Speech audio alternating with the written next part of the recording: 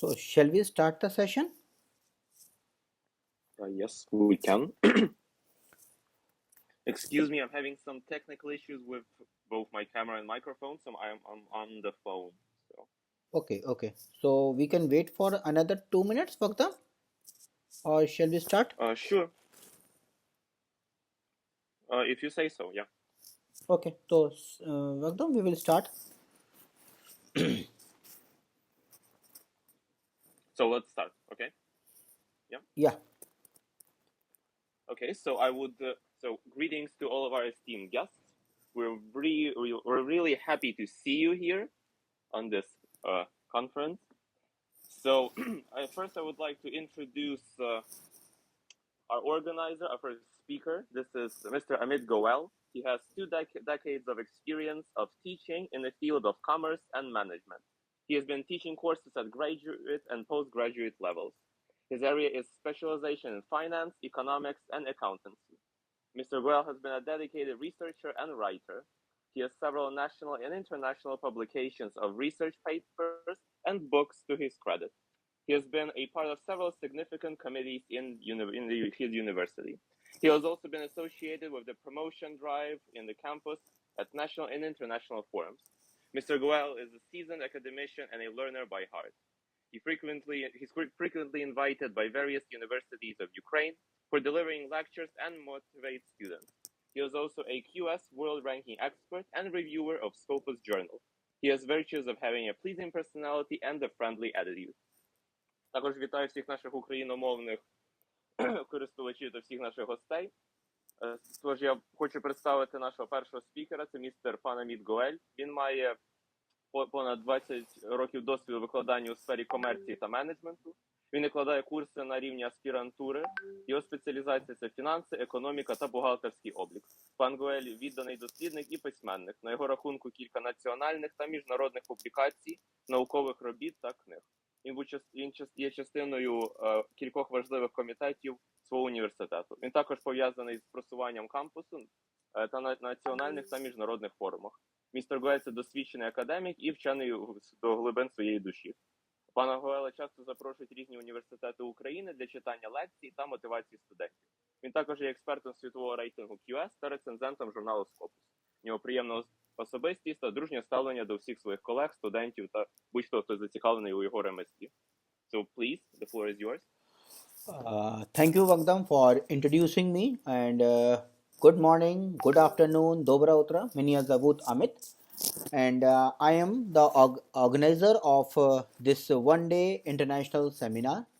On behalf of AKG Global Support Services OPC Private Limited, I am delighted to welcome all the to all of you on this international seminar on cybersecurities. It is truly an honor to have such talented groups of professionals, experts, and thoughtful leaders from across the globe gathering together here to discuss a very upcoming and time need topic of cybersecurity. As we all know, the world is connected that never before. The digital landscape is constantly evolving, bringing with the new opportunities and challenges. It is a dynamic environment. Cybersecurity has become not only a technical field but a critical element of ensuring the safety, stability, and trust that unpinned over digital society. For protecting the sensitive data, to safeguard online infrastructure, the importance of cybersecurity cannot be overstated. This seminar brings together people from various sectors, governments, academicians, industry, and civil society to discuss the latest trends, sharing knowledge and collaboration on the solution. Over the scope of this event, we will hear a wide range of speakers, participants' interaction, discussion, and engagement in designing the broader of understanding both the current challenges and emerging threats. The theme of this seminar are timely as for the essentials. For this reason, artificial intelligence, machine learning, in cybersecurity to evolving nature of cyber threat and needs for the strong international cooperation. We have a full-fledged agenda ahead. But more importantly, we have incredible opportunity to learn from each other, exchange ideas, and forgives partnership that will make a real difference in the collaboration ability to address the cybersecurity challenges. Cybersecurity is sharing the responsibility to and togetherness. We can build a safe, safe, more reliant digital world. Let us take full-fledged advantages of this session today to collaborate, innovate, inspire one another as moving forward in this field. Once again, I would like to thank to all the distinguished speakers from Ukraine, from Singapore, and from India who spare their valuable time for making this event a real today. Let us make this more of this opportunity to learn, grow, and work together towards a secure digital future. Thank you. Thank you very much. So allow me to translate. Отже, доброго ранку всім шановним колегам. Від імені AKG Global Support Services OPC Private Limited я щиро радий вас вітати на цьому міжнародному семінарі з кібербезпеки. Для нас велика честь бачити таку різноманітну та талановиту групу професіоналів, експертів та лідерів думок з усього світу. Як ми всі знаємо, сучасний світ стає дедалі більш взаємопов'язаним. Цифрове середовище постійно змінюється, відкриваючи нові можливості та створюючи нові виклики. У цьому динамічному контексті кібербезпека стала не просто як технічною сферою, а й важливим елементом для забезпечення безпеки, стабільності та довіри, які лежать в основі нашого цифрового суспільства. Цей семінар об'єднує представників різних секторів, уряду, академічного середовища, індустрії та громадянського суспільства для обговорення новітніх тенденцій, обміну знаннями та спільної розробки рішень. У рамках заходу ми почуємо виступи різноманітних спікерів, візьмемо участь в інтерактивних дискусіях і практичних заходах, які допоможуть нам краще зрозуміти, які є зараз поточні виклики, так і нові загрози. Тематика цього семінару є не лише актуальною, а й надзвичайно важливою. Від зростання ролі штучного інтелекту та машинного навчання у кібербезпеці до еволюції кіберзагроз і необхідності посилення міжнародної співпраці. Нас чекає насичена програма. Але що важливіше, у нас є унікальна можливість навчитися у одне одного обмінятися ідеями та налагодити партнерські відносини, які реально змінять ситуацію в нашій спільній здатності протистояти викликам кібербезпеки. Кібербезпека – це спільна відповідальність, і лише разом ми зможемо створити більш безпечний та стійкий цифровий світ. Тож давайте використаємо ці кілька днів максимально продуктивно, співпрацюємо, надихаємося та впроваджуємо інновації, рухаючись уперед у цій постійно мінливій сфері. Ще раз дякую всім, хто приєднався. Я з нетерпінням чекаю на цікаві дискусії та цінні зв'язки, які ми встановимо. Давайте скористаємося цією можливістю для навчання, розвитку та спільної роботи над безпечним цифровим майбутнім. Дякую всім. Thank you. So allow me to introduce the next speaker, correct? Yeah, go ahead. So I would like to introduce Dr. Nidhi Srivastava. She is a faculty member at the Amity Institute of Information Technology, Amity University, Uttar Pradesh, Lucknow campus, with over 20 years of teaching experience. Her research interests encompass human-computer interaction, artificial intelligence, machine learning, and e-governance. She has authored over 40 publications in prestigious international and national journals, conference and book chapters indexed in Scopus and Web of Science. Additionally, she has edited 5 books for esteemed publishers such as Springer, IGI Global, and Elsevier. These books address cutting-edge topics including semantic web, quantum computing, education 4.0, computational intelligence for society 5.0, and critical systems. 3 of these works have already been published, while another is currently in production. Dr. Srivastava has served as a session chair and technical committee member for numerous conferences and is an active member of prominent organizations, including CSI, IAENG, and IDES. She mentors doctoral, postgraduate, and undergraduate research scholars, fostering a collaborative learning environment and supporting students in their academic and research pursuits. So thank you. So allow me to introduce you also in Ukrainian, so that will take just a second. Отже, надалі ми запрошуємо доктора Еніді Сріваставу. Вона викладачка Інституту інформаційних технологій Аміті, університет Аміті штату Утар-Прадеш, кампусу Лакнау. В неї понад 20 років досвіду викладання. Її наукові інтереси охоплюють взаємодію людини з комп'ютером, штучний інтелект, машинне навчання та електронне урядування. Вона є авторкою понад 40 публікацій у престижних міжнародних і національних журналах. Вона виступає як голова на сесіях, а також як член комітету на багатьох конференціях, а також є активним членом таких організацій, як CSI, IAENG та IDS. Вона керує дослідниками на рівні докторантури, магістратури та бакалаврату, створюючи сприятливе середовище для спільного навчання та підтримуючи студентів у їхніх академічних і наукових починаннях. So please, the floor is yours. I hope I'm audible. Yes, you are audible. Everything's great. Thank you so much for that wonderful introduction. I'm grateful to Dr. Amit Goyal for giving me the opportunity of coming over here and be here with all the experts on this international seminar on integrating cybersecurity into the SDG framework, a pathway to sustainable development and digital safety. And it's really wonderful to be here with all the rest of the speakers. I'll start with my presentation. Please do let me know if my presentation is visible.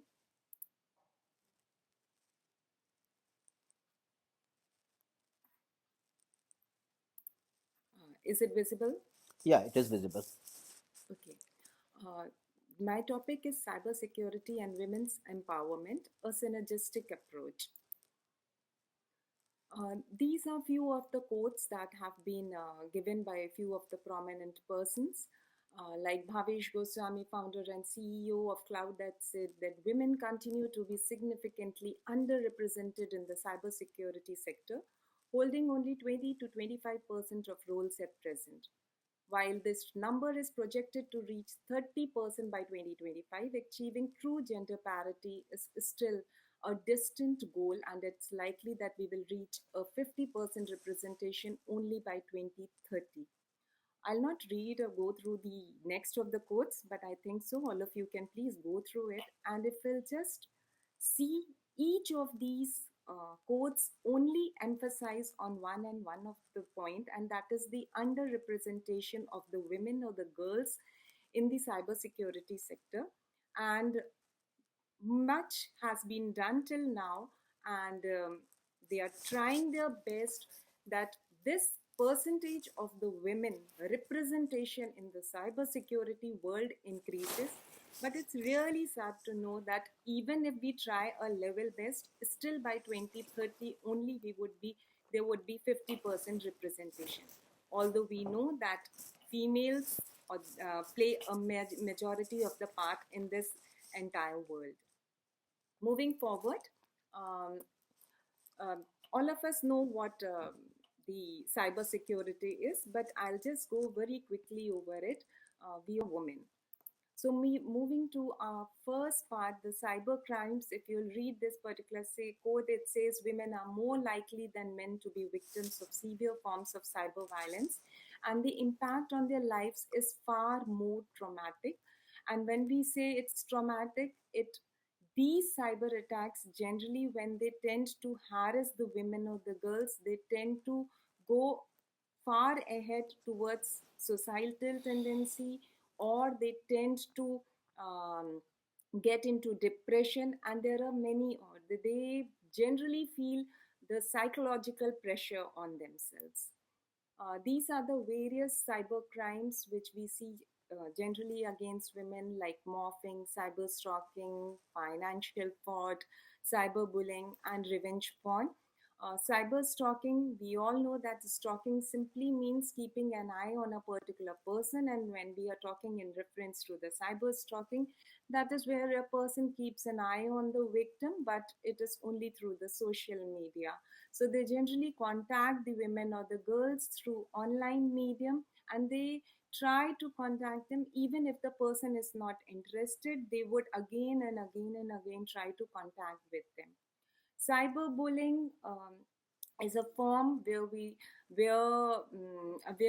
they try to bully the particular women or girl by sending intimating and threatening messages to them, and that too through the messaging apps. And nowadays we have so many such apps like WhatsApp, or maybe we work on so many apps, and it can be in any way they contact it, even they contact them on the Facebook, right? And so they try to harass and intimidate and humiliate these girls and women. Financial fraud, they try to extract money from these people by using unlawful activities. And if this is financial fraud, we can say is also related to rest of them. If you will see revenge porn or morphing, where, because like I'll go to the revenge porn first, where they say the sharing of the intimate images or videos, and this is generally done by the ex-partners of the women or girls, and the person tries to share their images, not very good images or intimate images we can see on the videos, on the social app. And this is through this that they try to also extract money from them. And financial fraud, basically these are deceptive practices, and here for extracting the money, they try to send mails. The phishing is a very common example of the same. Next, for the morphing, if you'll see here, the person tries to alter the image of the woman or girl, and for that they place the different body on a different face, and through that the inappropriate content are shown, and the women generally or girls given to these morphing. So if we'll see, all these particular crimes are being held on the women, and they are really very much concerned. We are really very much concerned about them, and it has a great psychological impact on these people. My part two basically deals with how these women can be empowered to take the careers in cybersecurity, which in turn plays an important part in reducing the threats. So, why do we need women in cybersecurity? Basically, everyone knows that diversity always plays an important part in each and every of the business, and that holds for the cybersecurity also. So, diversity, basically, we have diverse minds who can contribute. So, how is a cyber attacker actually thinking? If we go on only from the point of view of the male persons, it would be they would be having entirely different insight of it. And when we try to read the mind of a woman or a girl, and based on that, we try to formulate a policy, it definitely helps. So diversity is the main reason that we should go in, and more women should try to adapt this as a career. For the challenges which the women faces, women are unaware that any such field exists. Many few students, there are many very few girls who actually know that cybersecurity is also field which they can study. And STEM, they generally science, technology, engineering, and mathematics, I think so the students must have heard about it. But in today's world, although many of the women are going in for the maths and everything, but still many of them are reluctant to take it as a career. And so there is a need to promote them to take up this STEM as a career, which will be very beneficial for them ahead.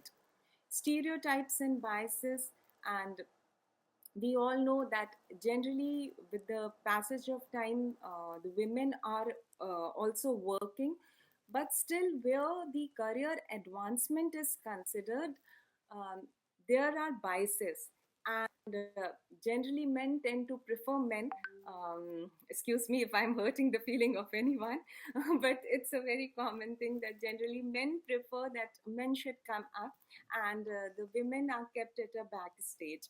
So it's really important that these stereotypes and biases should be removed. There should be a work life balance for them. I'll go to the opportunities and explain it in more detail. But this is a challenge here because balancing the work and the family together can is a really a very difficult thing. Because today also, although we are in the 21st century, but at many places the men are said to be breadwinners and the women are still the caregivers. Good morning.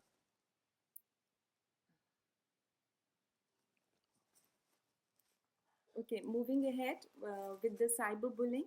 Women in cybersecurity are more likely to be targeted by online harassment and cyberbullying, which I have already covered it.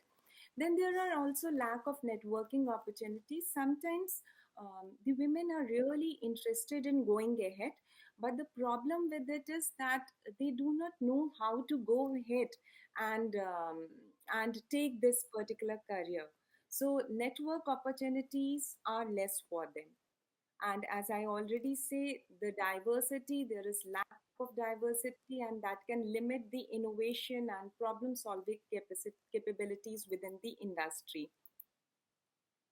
Um, Going over to the solutions, if we'll see um, the programs, what we can do is what how we can solve is that we can go in for the mentorship programs, we can go in for the sponsorship programs. So in mentorship programs, a particular person who is working in this cybersecurity field, it's not necessary that the person should be a male person. A Hello. female person can also be a Good sorry, afternoon. Session joining here. it's not necessary that a female only guides the females. A male person can पहला also be speaker a बोल रहा है mentor join for तो कर लो कम rest से of come. the female female और अपने persons, right? So अपने in स्टूडेंट that से भी बोल दो particular अभी ज्वाइन case, कर लो. they can mentor these girls or women हाँ, of लिंक तो how group they should WhatsApp group go पे शेयर्ड है about he. it. Then there should be sponsorship ठीक. programs to promote them, so that sometimes it happens that financially the girls do not have so much of money to go ahead and pursue this particular career. So maybe we have certain sponsorship programs where they can actually help these girls to go in for this cybersecurity field. Then we should also promote the STEM education, as I said, the science, technology, engineering, and mathematics fields. If a girl feels that they are not that she is not very good at a particular field, training programs can be organized for them so that they can do better in this particular fields. For the workplace culture and policies, all of us know that women find it sometimes very difficult to manage both the home and the workplace. So, in this particular cases, the organization can actually implement certain policies which are helpful for them. Flexible timings can be given to them. When there is workload, maybe they can work a little more, and when they do not have that much of work, maybe the relaxation can be given. Same can be held during the maternity time also, where maybe they should be given or encouraged to work from home. So that would be that would pretty help them out in the particular case. Networking opportunities, as I said, that there are many that they do not know how to interact with other people in this cybersecurity case. So here many events can be organized, conferences, seminars, workshops, guest lectures, as this has been organized. This is also one of the networking opportunities where they can get in contact with so many persons who are working in this case. Also we have online communities where they can contact, they can connect with different people. So and they should be encouraged for these networkings. Besides that, the public awareness campaigns, as I said, there are gender stereotypes. This can also be reduced. And how can it be done? If there is more of awareness campaigns, if such campaigns are arranged across the schools, colleges, universities, and wherever they can, those public awareness campaigns are going to build confidence among the girls and give them that strength to come forward and not hold back. Also, certain laws and regulations can be made for the women and girls so that a certain percentage, in many cases it is also, I should say, but still we can make such laws and regulations that in every organization maybe a certain percentage of women and girls are encouraged and they are given the job opportunities. We have certain role models in cybersecurity. She is Selena George. She is the principal manager, Microsoft Offensive Research and Security Engineering, and she has worked earlier in Cognizant also as a corporate security. She has done her MTech from Vellore, and if you can read out, she specializes in various areas like static application security, testing, where it's a tool which analyzes source codes and it helps in finding the security vulnerability. She has been given too many awards, and one of the award which she has won is the cybersecurity. In cybersecurity, is the top 20 women influencers in India. Then she is Smriti Babita BP, who is the Vice President of the System Audit Vertical, REBIT. REBIT is basically a sister concern and of RBI, and this is Reserve Bank of Information Technology Private Limited. And she has also hold many roles, and she is an expert in IT risk assessment and mitigation. Basically, risk assessment is the process of identifying and analyzing and reducing the risks, not only in the hardware and software assets, but also if you have your assets in the cloud, then also you can protect them. So these are some of the roles she has played. She is Kirsten Davis, and she's the founder and CEO of the Institute of Cyber Civics. And earlier, she has worked in Unilever also as a chief information security. And she is a very famous personality, and she has played her part very well in and she's, I should say, can be a real role model for the students, the girl students. And she, as you can see, she is her innovative approach to cybersecurity has helped Hewlett Packard establishing Africa's first end-to-end security department and signing the first ever cybersecurity master agreement with the German Workers' Council. She has in fact worked in 3 continents also. These are some of the awareness campaigns which has been organized by different organizations. Like we have this Cyber Shiksha, which was launched in 2018, and under this particular program, there is a program known as the Cyber Security Training Program. As the name in itself says, here we are trying to they try to train the women, and both from the rural and the urban areas who are from the engineering background, so that they should come up and take cybersecurity as a as their field, right? So we have CDAC, which is the Center for Development of Advanced Computing, and NILIT. These are other premier training partners which conduct both online and offline training sessions for the women. Then we have Women in Cybersecurity, WICYS, and it is an international organization. Their main aim is also to empower women in the cybersecurity, and it's a subsidiary, Women in Cybersecurity in India, WICYS India, which actually sees that how they can encourage, recruit, and train the women in this particular field.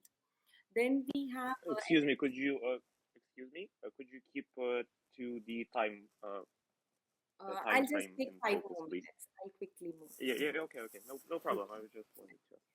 We The go on. other such program is the digital literacy and online safety program, where they teach the girls how they can prevent themselves online and what are the problems they face and how they can come up to it, like overcome those problems.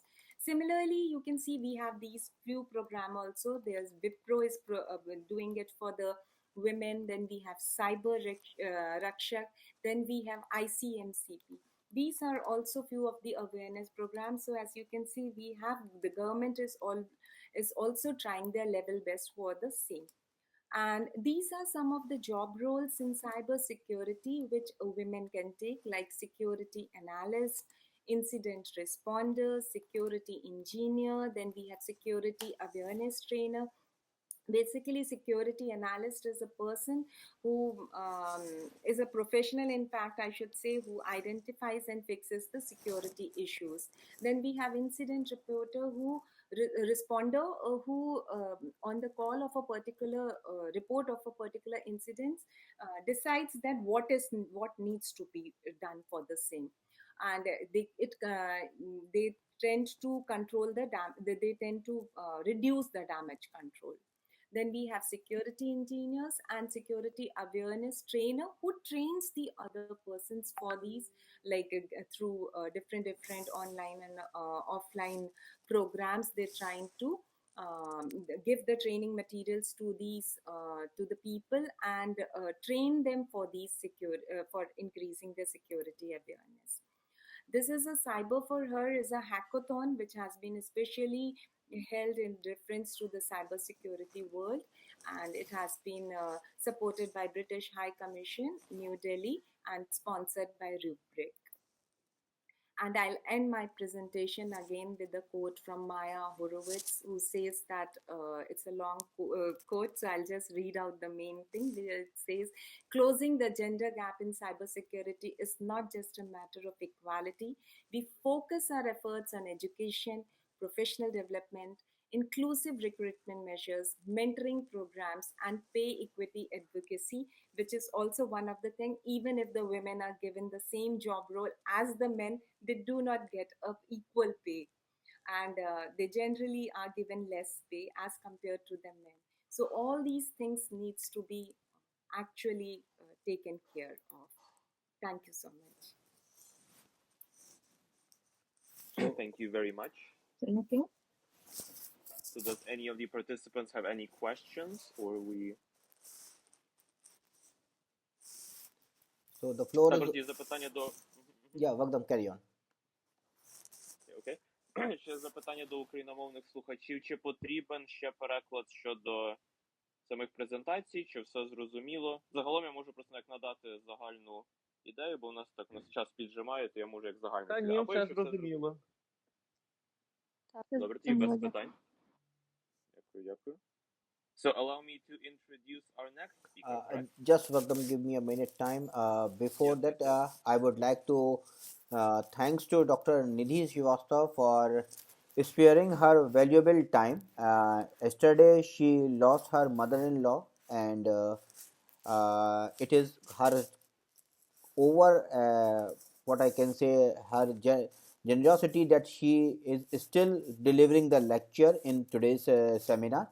So on behalf of AKG Global, I specifically extend my thanks to Dr. Nidhi Srivastava for delivering her lecture. Thank you. Thank you, Amit sir, and I would like to take your leave if you permit Yeah, me. sure. Thank you so much for giving this opportunity, sir. Thank you. Bye-bye. Vagdam, carry on. So we would like to introduce our next speaker. So we'd like to introduce Dharminder Singh Rana. So his topic is Web Application Security Demystified, Insights from the OWASP Top 10. So Dharminder Singh Rana is a senior security engineer with nearly 2 decades of experience in IT and cybersecurity. Dharminder Singh Rana is a recognized expert in cyber threat detection, risk management, and security strategy. Beginning his career as a network engineer, he gained in-depth knowledge of network protocols and infrastructure before dedicating over 14 years to the specialized field of cybersecurity. As a key member of the Security Incident Response Team, SIRT, Dharminder has vast experience in identifying and mitigating cyber threats, including DDoS attacks, advanced persistent threats, APTs, and other sophisticated exploits. His core competencies include vulnerability management, risk analysis, and proactive threat detection, making him a vital resource for safeguarding organizations against breaches and minimizing security risks. At this conference, Dharminder will delve into the OWASP Top 10, a definitive guide to the most significant security risks in web applications. Leveraging his extensive experience, he will provide actionable insights and practical strategies to help organizations fortify their web applications against these threats, promote robust security practices, and ensure stronger defenses in today's evolving digital landscape. So please, the floor is yours. Thank you. Thank you, everyone, and special thanks to Amit and his team for giving me this opportunity to present here in this conference. Without wasting much time, let me quickly share my screen. And Just Dharmen, give me 1 minute time. I would like to say one thing over here. The Dharmen is a very good friend of mine, and he is from Singapore right now, and he is delivering the lecture from Singapore only. Thank you.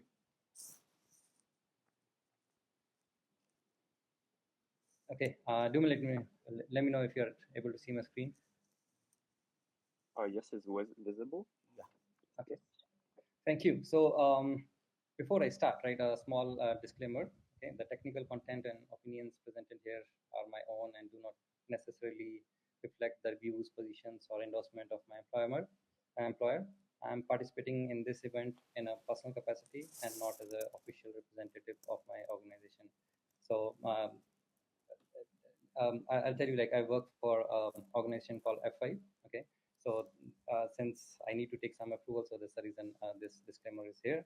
So let's talk about OWASP Top 10. A quick introduction about OWASP Top 10. It's a global non-profit organization known as Open Web Application Security Project. Focus is on improving the security of software. It is industry-wise recognized document that highlights the top 10 critical security risks to the web applications, where it helps developers, organization, and security professionals to minimize the risk. Its importance is because of its relevance, industry standard, and actionable guidance. It reflects real-world data on security vulnerabilities and exploits. Many regulatory frameworks and security guidelines requires adherence to OWASP principle, such as PCI DSS, which is mainly followed by payment card industries such as like credit card industries and or you can say banks, which will also help them in providing practical solutions and mitigation for developers and security professionals. So OWASP come up with top 10 every few years, or I can say like 4 years. So last time it came in 2021, and the status of 2025 you can see in the screen. So hopefully, as per them, like early 2025, maybe in a few months, the data will be out. So currently, we are still following OWASP top 10 from 2021. And here is the list, which is broken access control, cryptographic failures, injection, insecure design, security misconfiguration, vulnerable and outdated components, identification and authentication, or tamper with the tokens and manipulate manipulate session cookies. Right, using that, maybe they are able to attacker is able to escalate the privilege and get some role which ideally they should not be able to get to. Right, and if they are able to get to that, your data can be exposed. Right, and attacker will get to will be able to know about the sensitive resources of your secure system. Right, and to mitigate that, you should have robust control on both on your server as well as API, as well as you should have role-based access control or attribute-based access control to enforce least privilege. Cryptographic failures happens when you have some sensitive data, okay, but you are not encrypting it properly, or maybe you have some password which are not secured properly, right? And you have data in transit which is in plain text, right? So if attacker is able to get hold of that, then your personal information such as credit card, passwords can be breached or can be used by attackers. Now, to mitigate such problems, right? You should enforce strong encryption in your environment.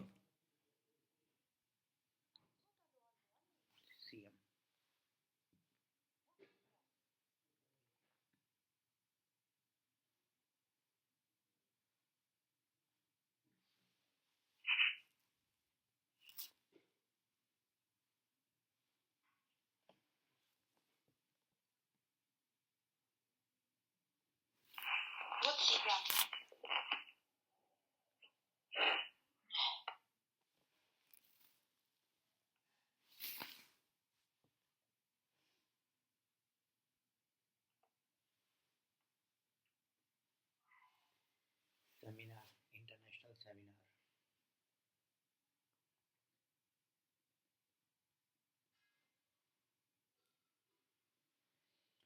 Okay, much people.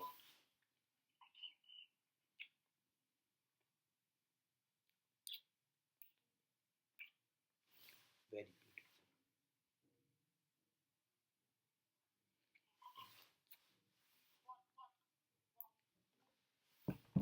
Similarly, if attacker is able to inject some of the OS command to run some scripts or read some of the data or modify data on your server, then again it's sort of an injection attack, right? And to control that, you should always sanitize your input, whatever input is coming from end user, right? And apply principle of least privilege, right? So, for example, if user should be able to just read certain thing, then this should not have more privileges to modify or change anything. Insecure design, this is really a big problem which start right from when you're designing a software, right? If during that time you the designer did not follow the security guidelines, then maybe your application is insecure and attacker may sit in between as a man in the middle, or maybe able to perform some credential stuffing, right? So using those attacks, attacker may be able to exploit some of the vulnerabilities. And since this application is really poorly or insecurely designed, it's really hard to mitigate, right? So you have to again go back to the whiteboard and start from design phase, right? And again conduct security architecture reviews, design everything by secure techniques, and apply principle of zero trust or secure development frameworks. Other option you have in case like your application is really designed in a insecure way. One of the option is you can still put the web application firewalls, which are very common these days. So that's another option. Security misconfiguration happens when you have certain security settings which you haven't configured in a proper way, or you have left some of the settings in default settings, right? For example, you have default password, right? Or you haven't closed some of the ports. So using that, maybe attacker is able to get hold of admin rights, right? Or once Hello. the attacker is there on your box with admin credentials, Good can afternoon, do ma'am. anything. Or Number if change कर दिया क्या? attacker is able to find a component, right, which is vulnerable, then such as Heartbleed or Log4Shell, then again attacker will be able to get most of the information from your application server, or may be able to modify, delete some of the information, or sometimes escalate privilege, right? And then whole of your system is compromised. To mitigate that, you should always harden your configuration. You should always do regular patching of your system and components. And other option is automate your security configuration management with tools. Vulnerable and outdated components, right? That's a really big problem. Okay, so for example, you are using a software and you are calling some of the libraries, like you are using third-party libraries or frameworks, which you are not updating on regular basis. Maybe you are changing your code, but those libraries you are not updating. So if attacker is able to find out some of the critical vulnerabilities on those third-party components or libraries, then attacker can breach your system, right? To mitigate that, you should always update and patch your third-party components and dependencies. Then there are certain tools like OWASP dependency check, which can be used to identify vulnerabilities in your third-party components. Then other option is if you maintain the inventory of the software, right? You know which all third-party components are there and which all vulnerabilities are there. If you can scan it and then update those vulnerable components or libraries, then yeah, you are safe. So that's another option. Identification and authentication failures. It happens when you have very weak or guessable password, or maybe your application लेकिन does not लेकिन have हम हमें हमें कोई दिक्कत नहीं, mechanism to लेकिन वो lock क्या out your करने account. For चाहेंगे वहाँ example, पे? attacker is performing a brute force attack, and after X amount of tries, if your account is not getting logged, so attacker has X number of opportunity to get the password, right? It can just use n number of it can try n number of passwords and find out your actual password, and once attacker is able to find out maybe admin password, then whole of the system can be compromised, or your sensitive data is with the attacker. To mitigate that, you should always have strong password policies, and your बिना password गाड़ी hashing के थोड़ी सी algorithm problem ये रहेगी ना कि should करेंगे again be कैसे फिर strong. जब Try to implement MFA, which is multi-factor authentication. Again, other option is token-based authentication mechanisms such as OAuth 2 or OpenID. These are modern days mechanism. Next is software and data integrity failures, right? So this happens when you have, for example, CI/CD pipeline. An attacker is able to inject its malicious code during that software build. और Right? Number भेज So दीजिए what अपना मुझको. can happen, right? If that software is distributed, then that malicious code is also distributed among the customers. Right? Then attacker, whenever it wants, using that malicious code, maybe it can pull out some of the exfiltrate some of the data, or maybe done some. Once it's done, then it's really hard, because that software, maybe you are a big company, and malicious code is injected in the software which is used by maybe thousands of customers. Then it's a very big problem, because using that malicious code, attacker can easily compromise thousands of customers. Right? To mitigate that, you should always use secure software supply chains with signed commits, code reviews, and dependency checks. Digital signature is very important, okay, which should be there. And use immutable infrastructure practice to prevent unauthorized changes. Right? So these controls should be there to safeguard your CI/CD pipeline or your software integrity. Another problem is security logging and monitoring failures. Right? For example, if you have attacker, right, who is trying to do some malicious activities in your environment, and you don't have secure logging, or there is no auditing, then because you don't have enough monitoring or or auditing system in place, then either you won't be able to find out something is happening in your environment, or if you are able to find out, then it will be too late, right?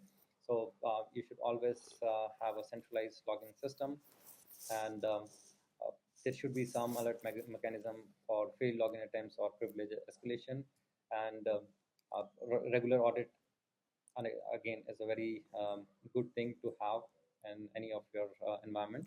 Okay, and you should have incident response rates. Last but not the least, server-side request forgery, where attacker can trick a server. Like, for example, you have a web application server, and behind that server talks to some other server internally. So attacker can trick that application server to send a malicious HTTP request or a normal HTTP request, right? To get some of the information from your internal server, or maybe exfiltrate some of the data out to some external system. So that can happen using server-side request forgery.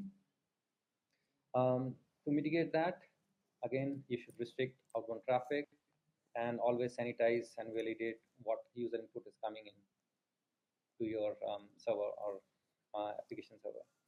And then you should segment your network to isolate internal services from public endpoints. So in case like this attacker is able to exploit some of the server, then you still the impact is still depending upon like how much how many servers are there in that segment, right? So it can't be full-fledged compromise situation.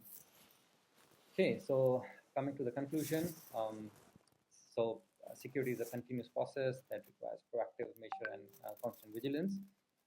So for that, you should always have secure development lifecycle, do continuous pen testing, right? Use automatic tools like SAST and DAST, which is static application security testing and dynamic application security testing, and then regular audits to ensure you know what is happening in your environment, what all configurations are there in your environment, if any non-existing user is there who should not be there, or if someone is one of the users has left your company, his controls are gone or not, that user still exists or not. So yeah, those regular audits should be there. So yeah, this was the information I wanted to share in this session. I hope this was informative for you. Thank you very much. Over to you too, Amanda. You're most welcome. I hope you like it. Yes. Thank you. Have a good day. You too. So, Vagdam, introduce the next Yes, speaker. allow me. Yeah. Yes, allow me to introduce our next speaker. So, Dr. Deepak Singh, with a PhD from IIT Kanpur, specializing in neural networks, Dr. Deepak Singh possesses over 15 years of extensive experience spanning both industry and academia. His expertise in the rapidly advancing fields of data science and artificial intelligence has led to the development of innovative methodologies supported by more than 30 publications in prestigious international journals and conferences. Among these, 4 articles are listed in the Science Citation Index, SCI, and 1 is a A category paper in the ABCD list. Dr. Singh's contributions go beyond academic publications. He holds 3 international patents and 1 Indian patent, reflecting his dedication to real-world applications and cutting-edge innovation in neural network research. He has collaborated with leading organizations such as Grant Thornton, Wiley, and EY, where he has played a significant role in curriculum development and the teaching of advanced data science and AI courses. Additionally, his passion for impactful work is evident in his consultancy support for various government projects, where he bridges the gap between academic research and practical solutions to address real-world challenges. Please, the floor is yours. Thanks for the introduction, and thanks Amit ji for inviting me over here. So my field is basically AI. My research has been in AI, and we have done a lot of works where AI and cyber security meet. So my today's topic is based on the intersection of cyber security and AI. So what I'm going to talk here is very. So that's why this is gaining popularity nowadays, not only among defenders but also attackers. And yes, that's a matter of concern also. Because I want to, first of all, I want to give a small anecdote or example, or you can say a data point here, which is very, very important in this specific field. So if you all have faced some fake calls or some emails which says that you have won a lottery, or maybe if you have seen your software cracking down, or maybe you have seen DOS attacks. So currently, most of these attacks are motivated by, you can say, planned by human beings, and by taking little help from information technology or IT areas. But the future trend is now changing a lot. Specifically, I've just read an article. Last week, I read an article where it explained that these spoof calls, fake emails are definitely gaining popularity. You can't say gaining popularity, but they are increasing in numbers day by day in most of the parts of the world. Because nowadays these mails are sent by or shooted by the help of AI. So these attackers are using AI. They are using low-level AI, and even then the success rate of these attackers are increasing. When they were doing it manually, the sending of mail, the tracking of profiles, the tracking of uh, their targets, when they were doing it manually, the success rate was not more than 1.5%. Out of these, for example, out of 100 mails, only 1 or 1.5 mails were successful, or you can say hitting the target, and that people are transferring money from them or maybe disclosing their data. But nowadays, after the advent of AI, and they are using a lot of AI, and hence the success rate is now 5 or 6%.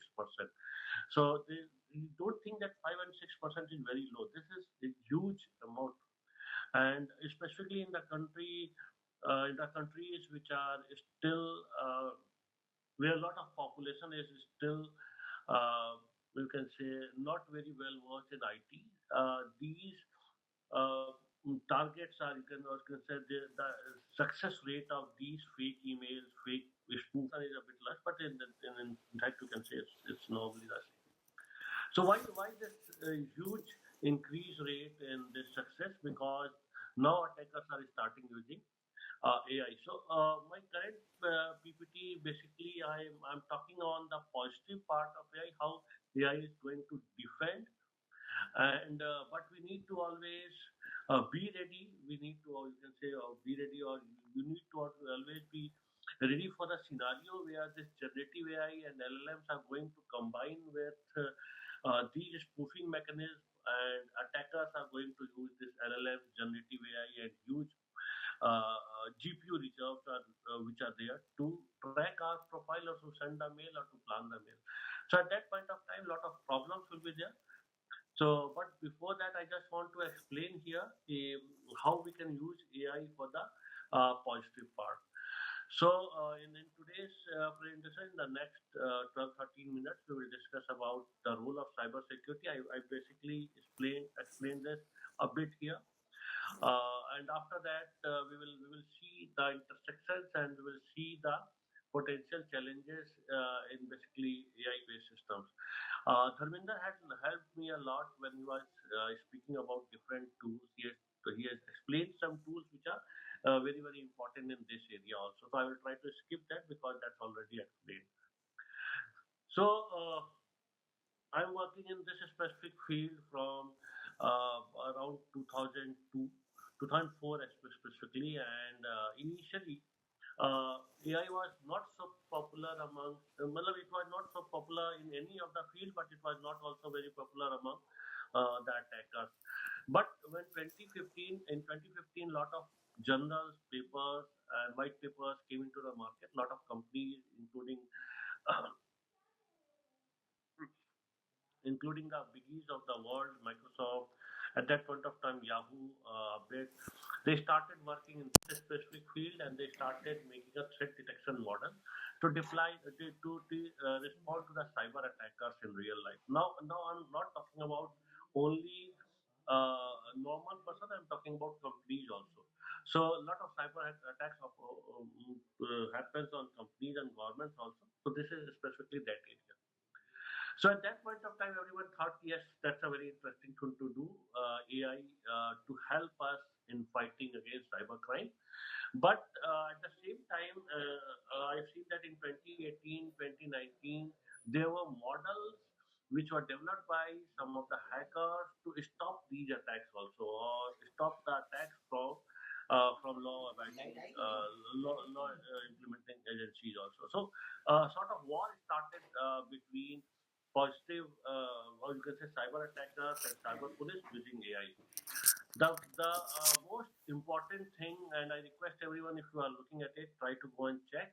The most important thing happened in around 2020 or 2021, where they have created a AI-enabled security operation and automated response system, SOAR system. And at that point of time, it was very interesting that these type of systems are there, and they can do threat intelligence, incident analysis. A lot of companies came into picture, and they've implemented it in zero trust security, JT area, and they have created a lot of tools around that. And in 2022, update was there named as UEBA, which was again more negative than positive. So when they have done user entity and behavior analytics, a lot of attackers are also starting doing this user entity behavior analytics UEBA. And when you will go online and check the cyber attacks after this tool was increased very much, specifically when we are talking about corporates. But currently, now there are a lot of SOC established, which is currently based on AI. We in India also are establishing SOCs, which are the security operation centers for different government. I'm trying to support a government also here. So I just want to say that now there's a lot of traction in this specific area of AI support security. So what we can do, we can not only predict uh, the targets, the methods. You can not only track the cyber criminals, but we can also automate the vulnerability patching. So I think Dharmendra slightly talked about vulnerability assessments too also. So we can do the patching also. So it's like predictive maintenance of a car. So even that your system is not at fault, even if system is not facing any cyber attacks, even then the regular patching can be done using AI. Apart from that, that VAPT or penetration testing can be done using AI. And there are a lot of nowadays lot of intelligent security automations also, which is happening in the throughout the industry. But still there are a lot of challenges and limitations, and this is not only challenges and limitations. I know there are a lot of researchers there in this meeting. A lot of students are also there in this meeting. So these are basically developing as the research areas where we can work and where we can use AI to fight this cybercrime. So the first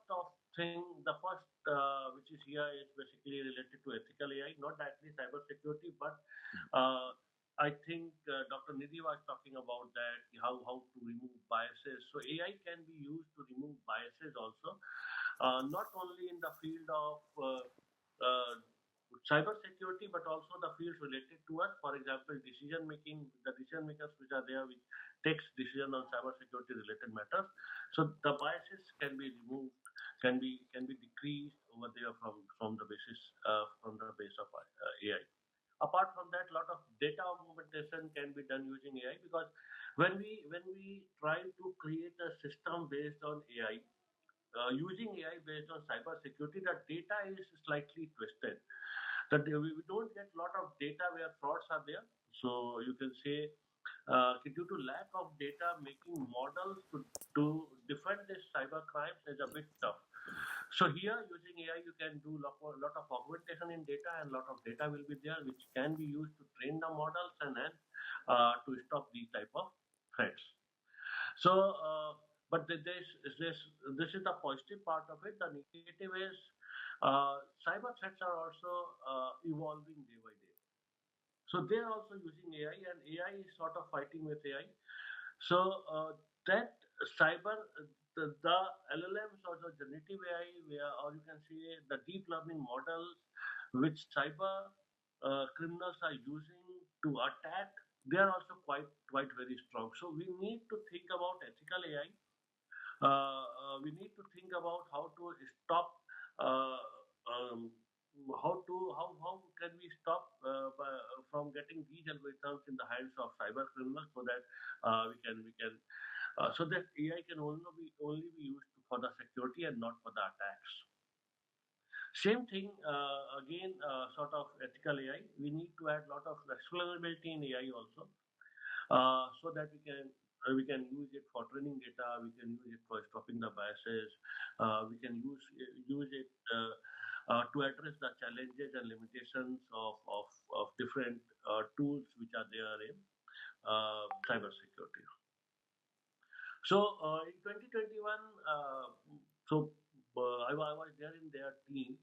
That was an MNC, a financial institution, which deployed this AI. First of all, I think that was one of the initial cases where in South Asia we have deployed AI-powered threat detection system, and we are continuously collecting data from that specific system, not only related to cyber threats, not only related to these spoof calls, emails, but also this specific system is trying to analyze uh, the potential customers which are going to, or you can say the potential threats which are coming the way of that financial institution. So we have implemented a machine learning model where we are using vast amount of data, analyzing lot of network traffic, user activity, lot of security logs, and we are doing that in real time to identify and mitigate the potential cyber threats. So that's a very interesting use case.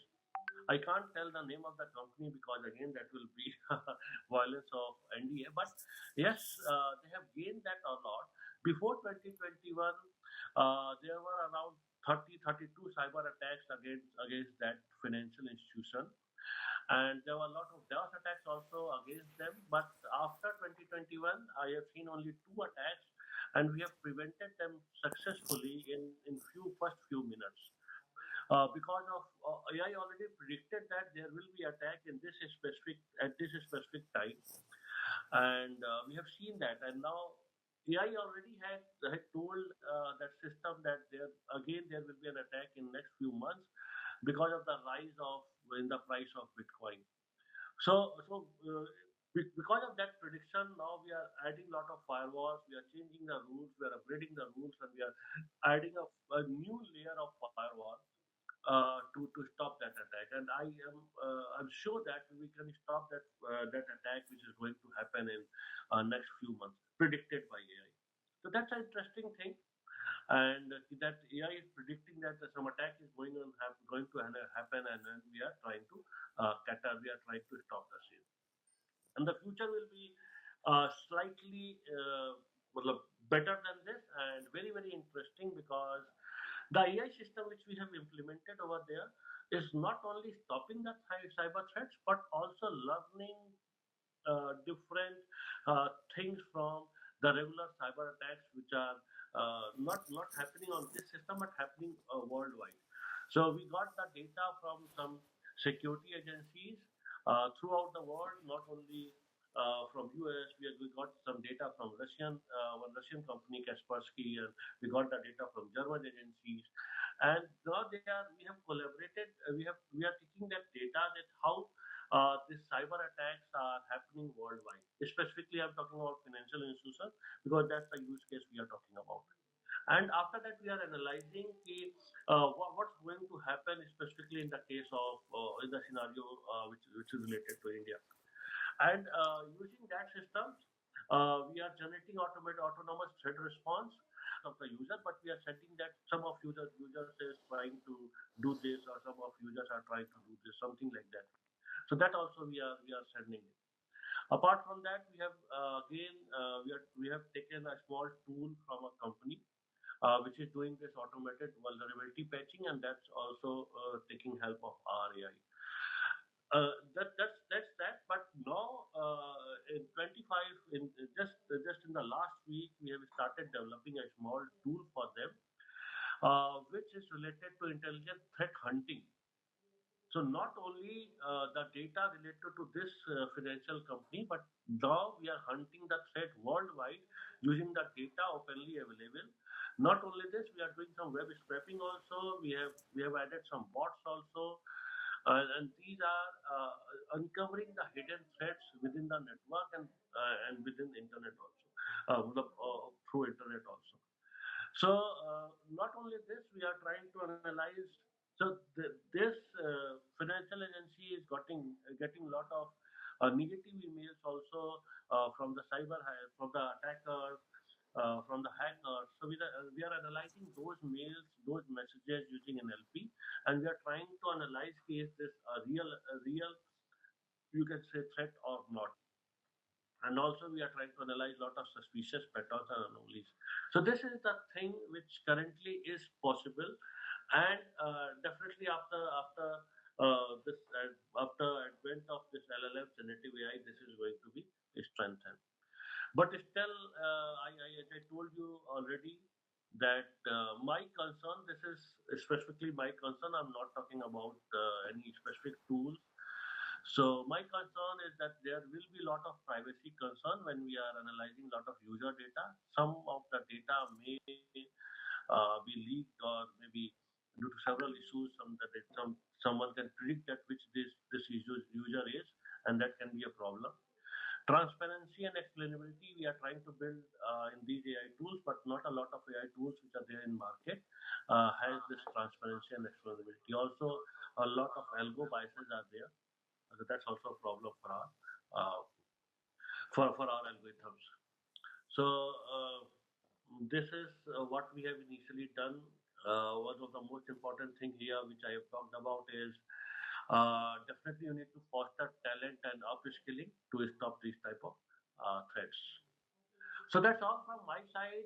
Basically, just to conclude, I told you that this is AI definitely the important part to safeguard our digital world, and we need to come together. We need to share our data, and we need to feed that data to AI systems so that we can build resilience. And a lot of innovation also need to done in this specific field to stop these type of attacks from happening. So that's all from my side. Thanks everyone for listening out. And if there is any questions, I think there will be questions because this is a very interesting field. So I request if there are any questions, you can definitely ask.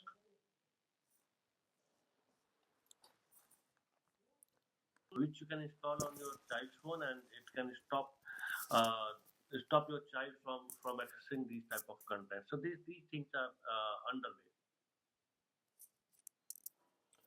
Bagdam, please. Understand. Thank you. Okay. Yeah, I agree about the YouTube or anything. Like it seems very safe, like secured, but there are so many this kind of, I don't even know how to explain this weird ads or just cartoons or something that a child just shouldn't see. Yeah, I agree. So I have a question too.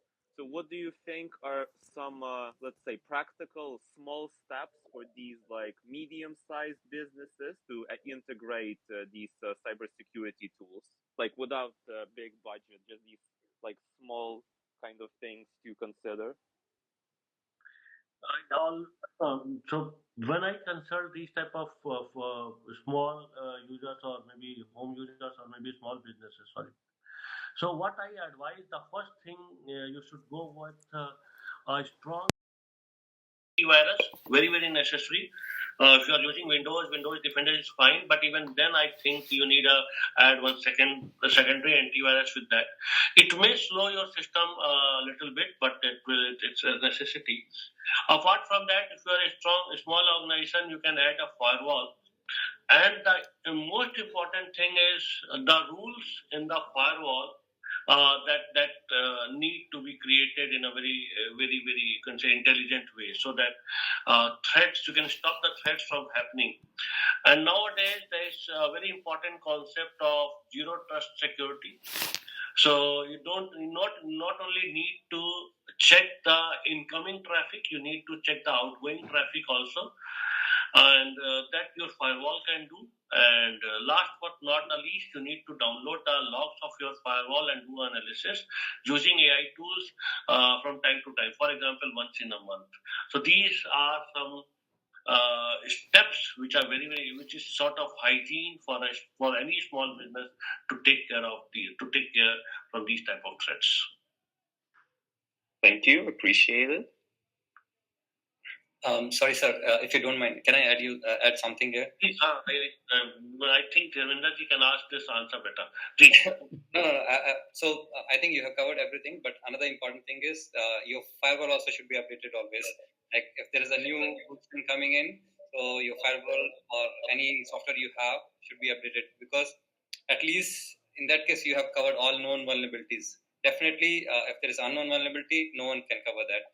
Right? There is a 0-day vulnerability, you can't. But at least if you're on a latest version, then you are safe, at least from the known vulnerabilities. So yeah, that was the point I wanted to add.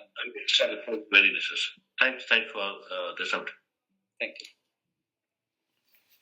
I also have a question, maybe more philosophical. Maybe you heard that Donald Trump, the president of America, has invested in artificial intelligence more like $500 billion.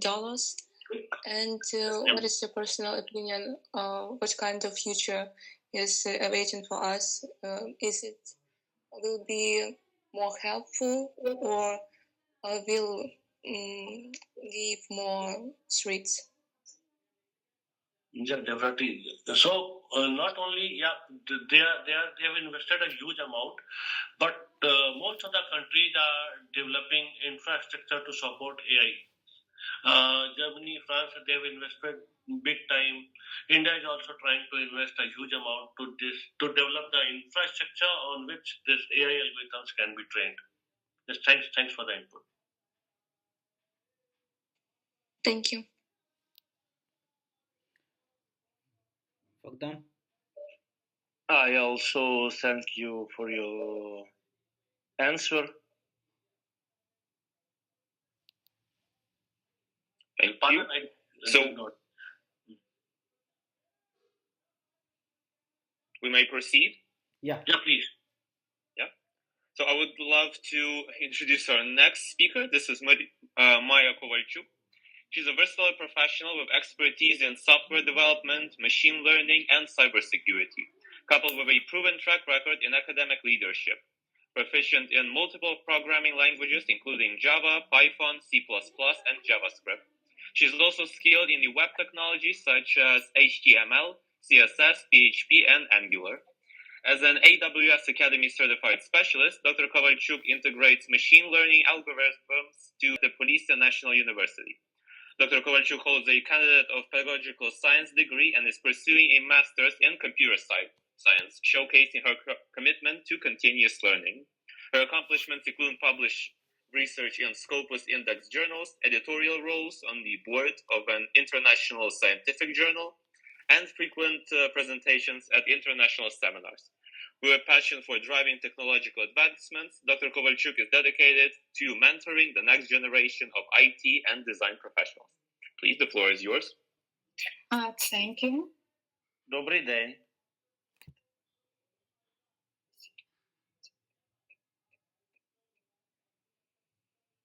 А вас не чути, здається.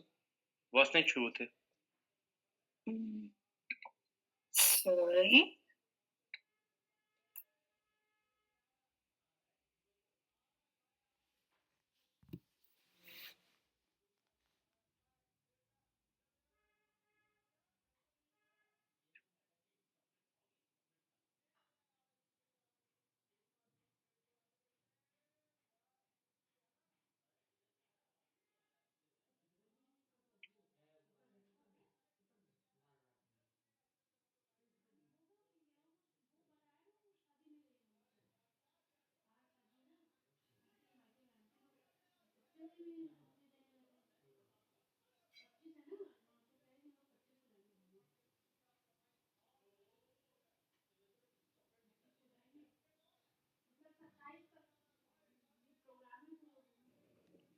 Знову мікро відключився.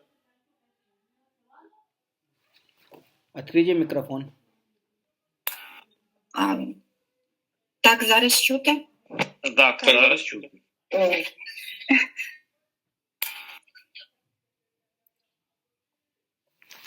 Здається, коли ви шарите екран, то чомусь мікрофон відключається.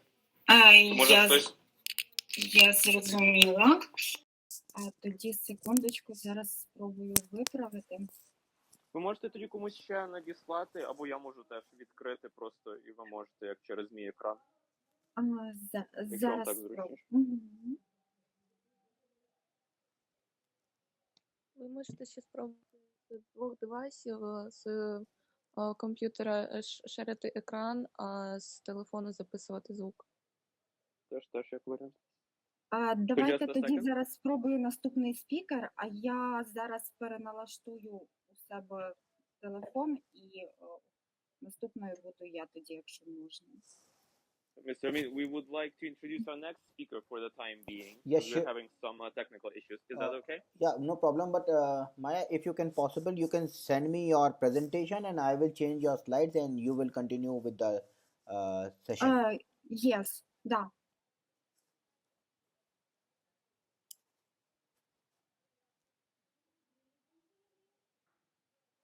So for the time being,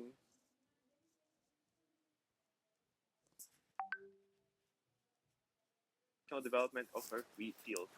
In recognition of her impactful work, she is honored with the prestigious Young Scientist Award in 2024, underscoring her dedication to advancing knowledge and fostering innovation in design and technology. So please, the floor is yours. Good day. Do you hear me? Yeah. Yes, everything's audible. So I can share my presentation. Wait a moment. Yay. My name is Hanna Chimiris. So do you see my presentation and do you hear me? Yes, it's visible. Yes. Oh, great. So my name is Hanna Chimiris. I am a PhD in education. I'm social science in Prague. And till December 2024, I am visiting researcher in University of Indiana in Bloomington, Luddy School of Informatics, Computing and Engineering in Human-Computer Interaction Design, HTC. So I would like to present topic deepfake, recognize and overcome. Modernity is marked by a widespread digitalization of nearly all aspects of public life. This report particularly divides into the impact of utilization of generative images, commonly known as deepfake. In the next, offer advantages in artificial intelligence technology. Deepfake technology or deepfakes are manipulated photo or video which rely in artificial intelligence, enabled technology of splice the likeness of someone onto the face of another. The continuous evaluation of information and computer technology has brought about significant challenges in media landscapes.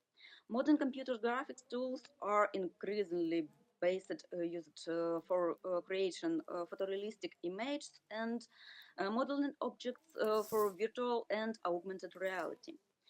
Furthermore, neural networks for generation realistic images for common photo edition practice to content generated by artificial intelligence, such as NeuroArt, cheapfake, deepfake, deepnude, cryptart, anamorphic virtual performance, and face swapping, etc. Technological advancements have simplified the creation of visual content through deepfake technologies, allowing for hyper-realistic visual manipulation, including face swaps that leave desirable traits of alteration. Deepfake technology has the potential to create humorous, pornographic, or politically manipulated video without the subject consent. In the particularly dangerous, as it can be used for political sabotage, fake video evidence, illegal proceedings, terrorist propaganda, blackmail, market manipulation, and the dissemination of fake news. Best case scenario, it can be a fun joke between yourself and friends. Worst case scenario, someone has projected your likeness onto another or produced content of you doing or saying things you have not done. The potential of create fake news, violate someone's privacy or obtain security information is much more at risk now than even before. The increasing popularity of video content highlights the necessity to develop techniques that will form and critical thinking, enabling individuals to determine the authenticity of media and news. To combat the challenge posed by misinformation, public awareness, media literacy, and fact-checking efforts are on utmost importance. Due to the psychological characteristics of an individual, trust is instilled after seeing with our eyes, providing a foundation for the manipulation of continuously through the dissemination of misinformation via synthetically reproduced media content using deepfakes technology and other methods. Ultimately, deepfakes are dangerous because they make it difficult for us to trust what we see and hear. However, the most destructive uses of deepfake technology will most likely came from advanced persistent threats. Cyber influence campaign can use deepfakes to create convincing videos and images that sway public opinion, as evident in Russia's release of deepfake footage of Ukrainian President Volodymyr Zelensky, of Valery Zaluzhny, also about children of Palestine, etc. So, deepfake can give away a lot of things. First of all, this is a strange, weird anatomy. Next marker is excessive pixelization, defects, fuzzy and blurred image, duplication of elements of lines on the face. Next marker is blurry outlines. Notice the flickering of the face once of the obvious things, since some of these videos still looked unnatural. This applies to the transitions between the face, neck, and hair, which are not always organically combined with each other. Next marker is unnatural facial expressions, especially when blinking, eyebrow, and lip movement. Pay attention to the fuzzy inside of the mouth. Detect blinks so far most software can't reproduce a normal human blink. The frequency is 2 or 8 seconds. The duration of one blink is 1/10 or 1/4 second. Next marker is low video quality, which is often used to hide incorrect neural network operation. Pay attention to vice versa high quality with unnatural perfect skin, perfect hair, and other fragments of photo. Also, difference in body type, psychics, hairstyle, and voices from the original in the most popular solution, only the face is replaced. So it is possible to notice the boundary of the face overlay, difference in the shadow, lighting, and skin tone. Also, consider the length of video. If you see such a short cut, but there's no obvious reason to short it, it may also indicate that the video is fake. Pay attention also to the sound of the recording. Often, fake videos replace only the image, so poor synchronization of the speaker's lips movements with the sound may indicate falsity. Also, you can recognize details at a slower playback speed. By reducing the speed by half, it is easier to observe background differences or changes in the picture. Recognize details. What about real time? Modern deepfake programs are set to reproduce the face in full face.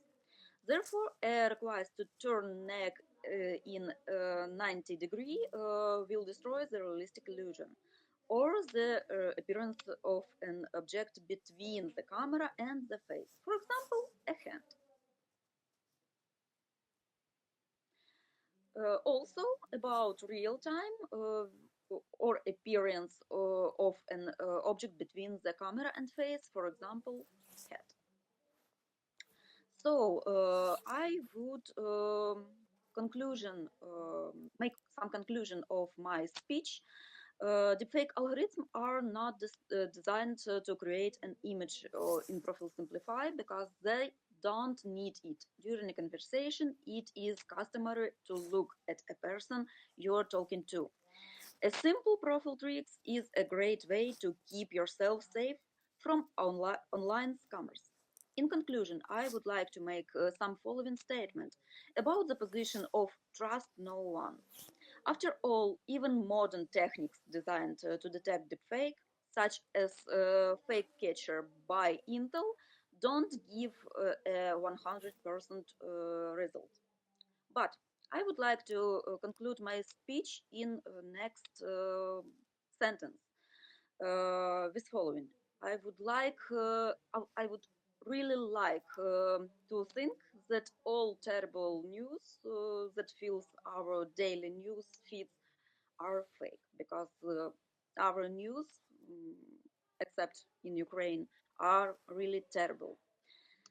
So, thank you for attention and thank you for being here, ready to work together Пані for Анно, the можна future задати of Ukraine. питання? Yes, of course. Можна українською, бо в мене англійська дуже недобра. Так, добре.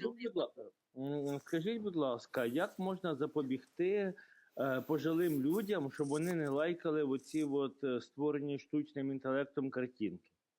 Мгм. Фейсбуці там. Дійсно, справа в тому, що якраз ось ця моя презентація, яку я сьогодні презентувала, вона була як частина дослідження якраз у французько-чеському інституті гуманітарних наук.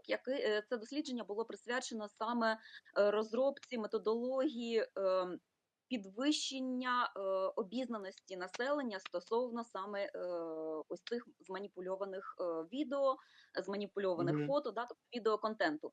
І ось сьогоднішні маркери, про які я сьогодні казала, це якраз ті аспекти, на які варто звертати увагу. Тож необхідно, звісно, робити просвітницькі такі заходи, необхідно залучати більшу аудиторію. Звісно, ми розуміємо, що ми зараз бачимо, яка неймовірно Я вам на велика своєму прикладі можу сказати, що в мене мамі 75 років, і вона насправді не виявляє, де штучний інтелект, а де насправді фото.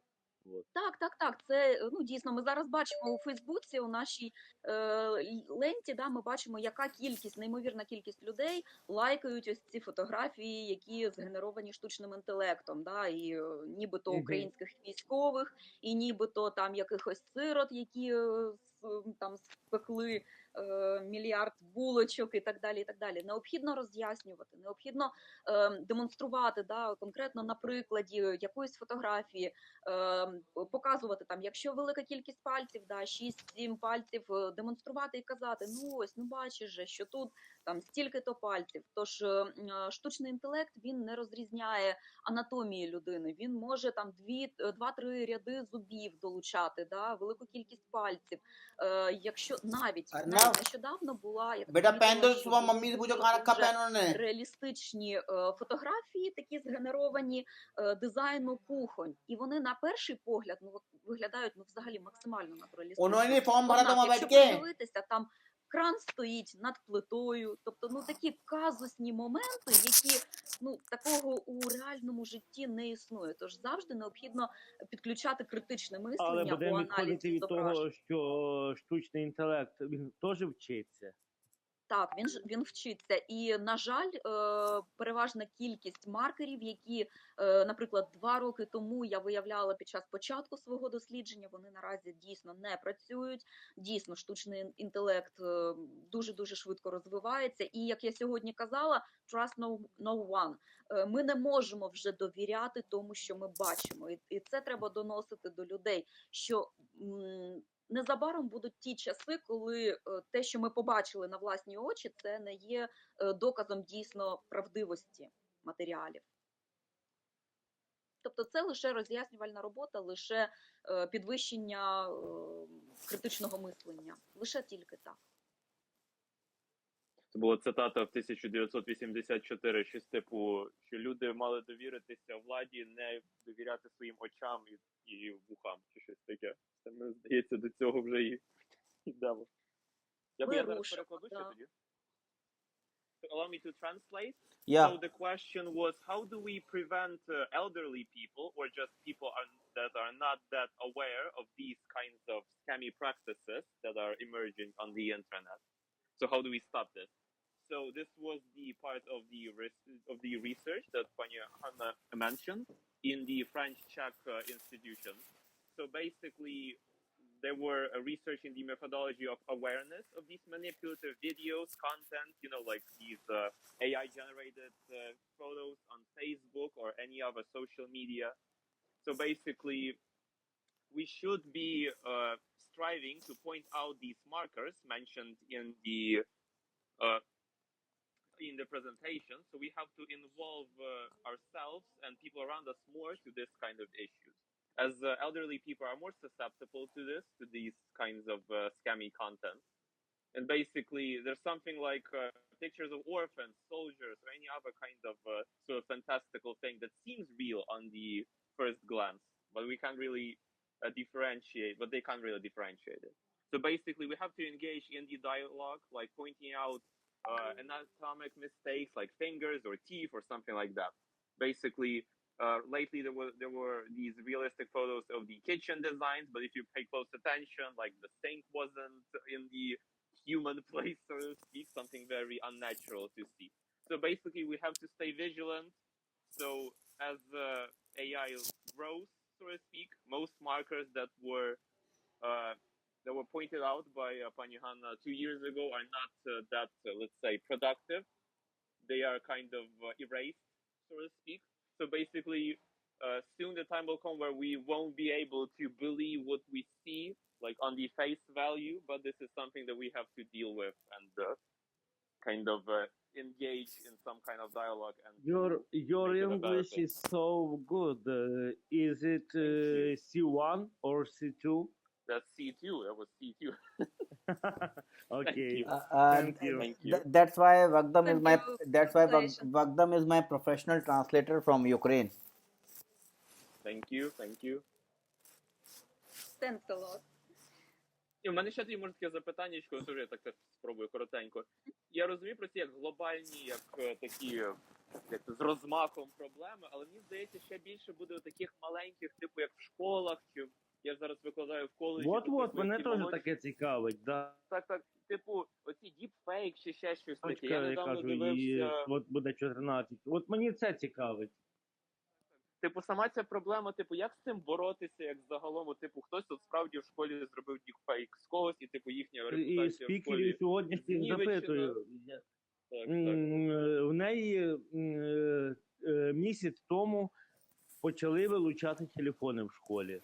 Вот. Бо вони помітили, бо вони помітили, що в школі 3 дітей грають в якісь суїцидальні ігри.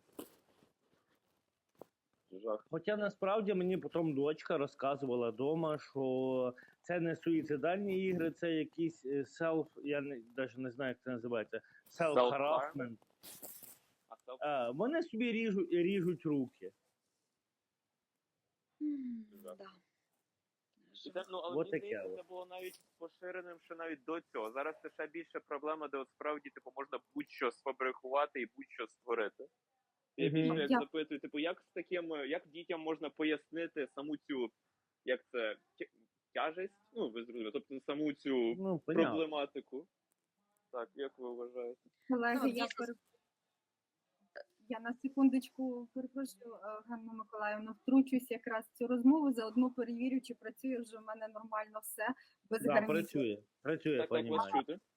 Насправді, в 2019 році в Європі злочинці застосували технологію deepfake, тобто це не щось нове, і вони її застосували для того, щоб підробити голос директора компанії. На жаль, зараз не згадаю в голові точну назву цієї компанії, але це призвело до втрати шаленої суми, це було понад 35 мільйонів доларів.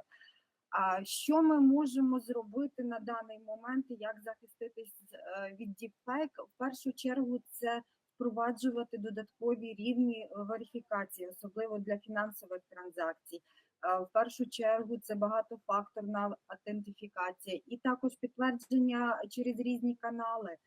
щоб це не було одноосібною, наприклад, коли отримали доступ до вашого телефону і все, в принципі, ви втратили.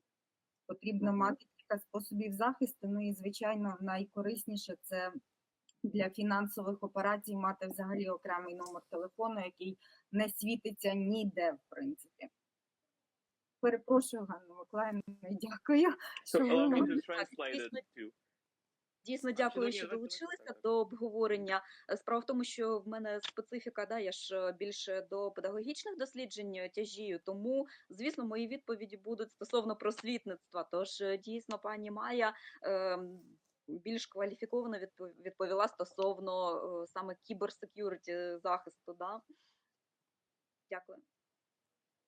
Просто як ви вважаєте щодо підлітків, які можуть бути ці типу кампанії, якось їм це принести, власне, саму цю тяжесть? Бо навіть я дивився про психолога, який говорив, що типу наскільки оці ревенж-порн чи ще якісь ці речі просто дуже на психіку настільки розбивають її, бо типу людина таке ніколи за своє як існування інстинктивно не бачила. Типу, як це можна Звісно, якось чи організовувати, чи у нас також є це- взагалі таке щось? Звісно, ну по-перше, знову ж таки, це просвітницька діяльність. По-друге, ну скажімо так, ніхто не застрахований взагалі від цього, тим паче від deepfake porn, да? Revenge porn і так далі. І так далі. Тож необхідно роз'яснювати, особливо да, страждають стосовно цих аспектів. Звісно, представниці жіночої статі необхідно розуміти, що це не ми погані, да, що з нами таке трапилося. Це не є нашою якоюсь негативною чеснотою, да, чи хоч така дивне формулювання стосовно негативної Але я чесноти. розумію про що це точно, це точно. Так, тож необхідно саме з психологічної точки зору дійсно розуміти, що ну зараз ми живемо так у такому столітті, коли ніхто не застрахований від цього, і да, таке може відбутися. Ну, питання, а як на вашу думку берегти підлітка, допустим, дочку, от, 14 років, як берегти її від цього? Вберегти, ну дійсно, ну як у сучасному мінливому і цифровізованому світі вберегти? Вберегти можна, ну, в першу чергу, це дійсно психологічно. Необхідно проводити з людиною дискусії, да, стосовно того, тим паче, якщо це ще не трапилося, да, що просто превентивно, да, розповідати, що так, ми живемо ось у такі часи, що ну, ось і таке може бути, однак це не є негативним аспектом твоєї персоналії, якщо, наприклад, таке трапиться. З точки зору саме технічної, яким чином її вберегти, наприклад, доньку вберегти від можливостей revenge porn, да, і так далі, deepfake маніпуляцій.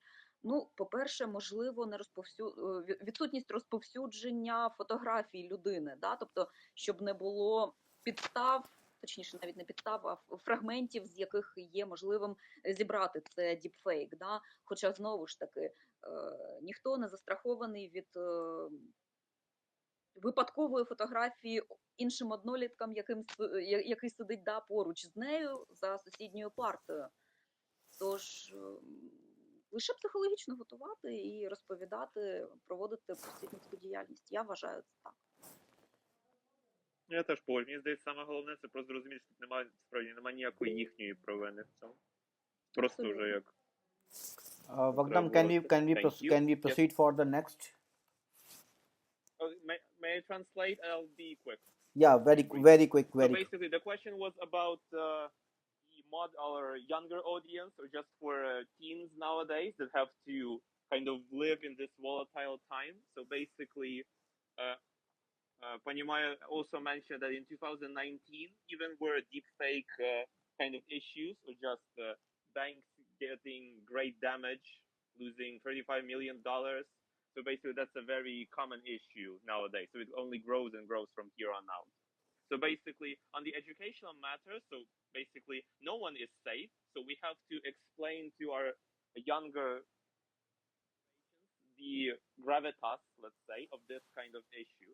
So basically, nowadays, women are also, or young women are the biggest victims of all these deep fakes or revenge porn or anything like that.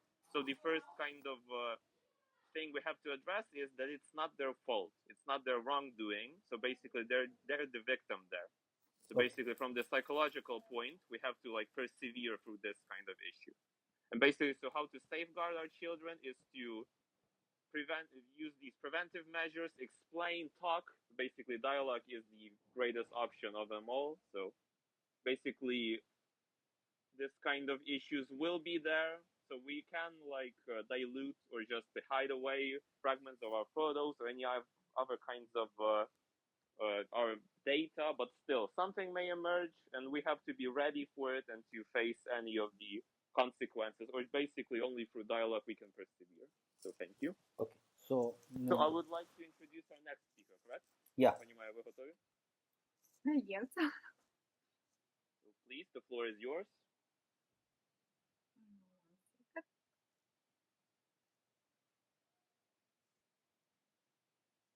Let's start with our goals for today. We'll explore game environment programming key aspects, know about the tools and technologies that are helpful to create awesome games, and discuss the challenges that developers face along the way. Ну, перш за все, буду доповнювати також і українською мовою, все-таки мені нею трохи зручніше. Хотіла б сьогодні з вами більше поговорити про те, що таке ігрове середовище, які інструменти, технології допомагають створювати власне ігри, і про те, як убезпечити саму гру від зовнішніх втручань. Now, let's dive into some theory. What means game environment? It's not just a set of images and music. It's a complex system where everything would work like a Swiss watch, from the character's response on a key press to the high-level boss appear, passing whom makes us want to smash our keyboards.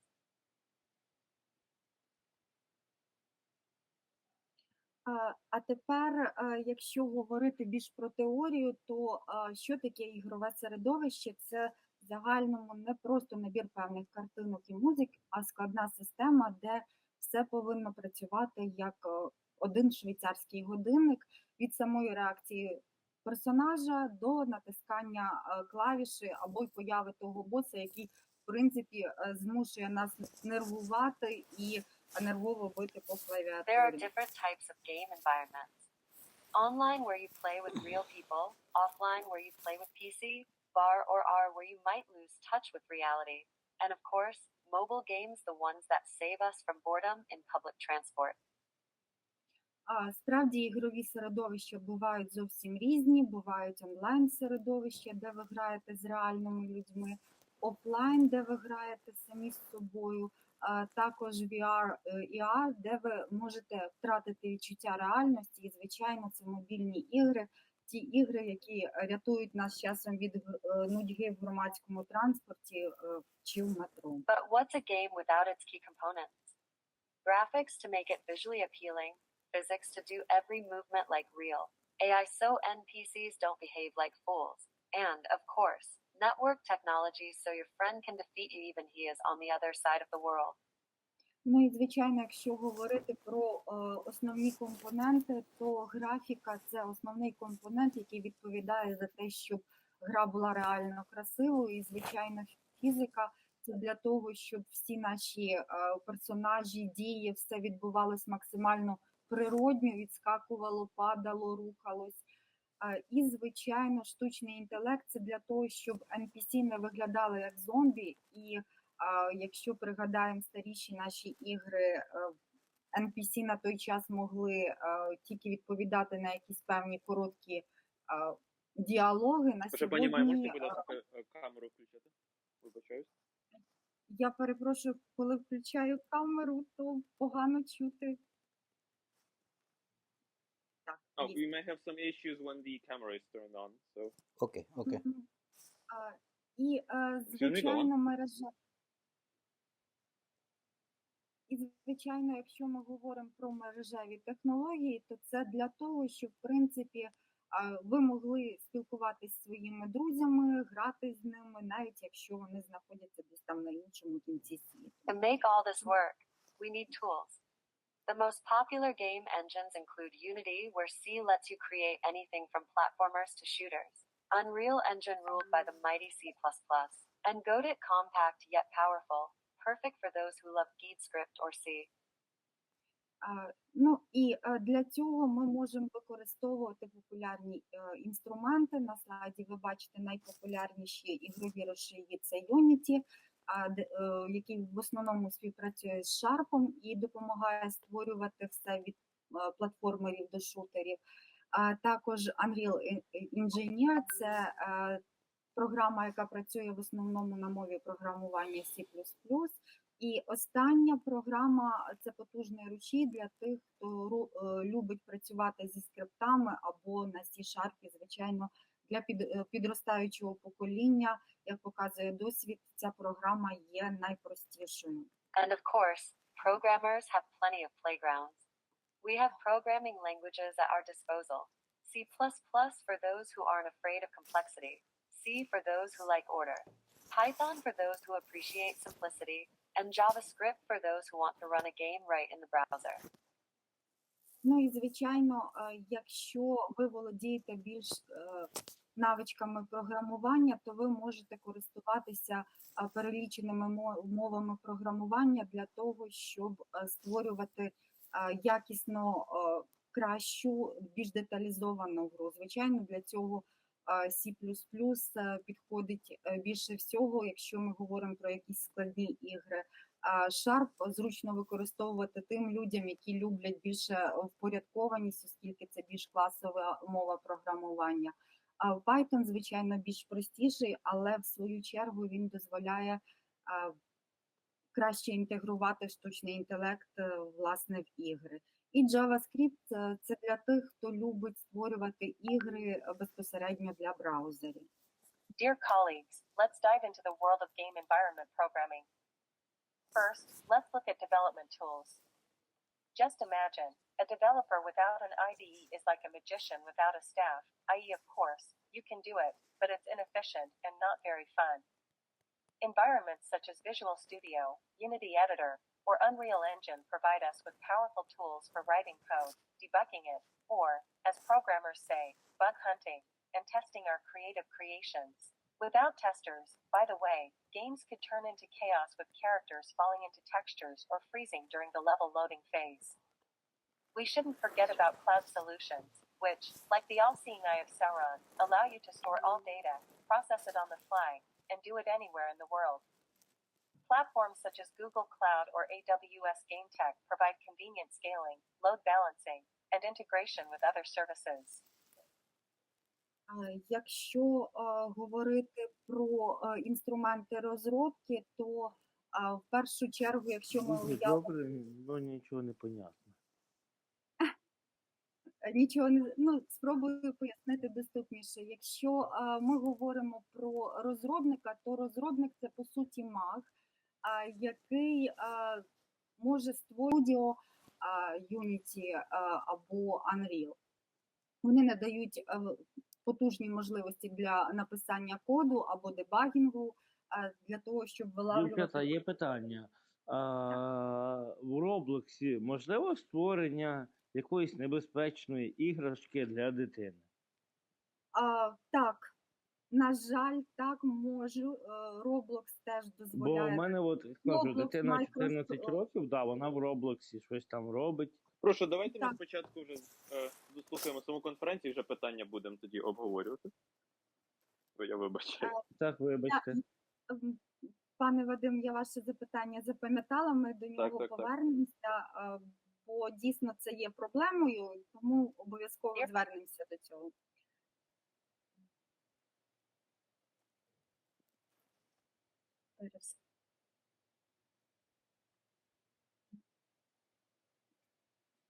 Перескочила з презентації. Moving on to game project architecture. Think of a game as a map. Now, let's talk about something really exciting, AI in games. In the past, NPCs were so primitive that all they could say was the phrases and answers that were built into them from the beginning. But today, thanks to neural networks, NPCs can make decisions, choose complex strategies, and even pretend to be smart. Decision trees allow them to act logically, and behavior trees make them more realistic. And if that's not enough, we can integrate machine learning so that the game itself analyzes the actions of the players and adjusts the difficulty accordingly. The days of relying on intuition are over. AI will quickly adapt to your playing style and outsmart you.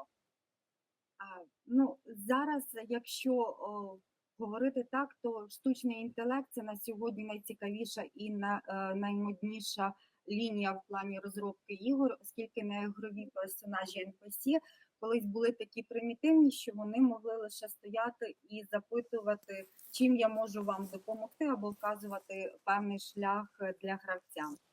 На сьогодні завдяки нейромережам NPC можуть ухвалювати рішення, обирати складні стратегії і навіть прикидатися розумними, що гравець не завжди може розуміти, що він грає не з іншим гравцем, а дійсно з NPC.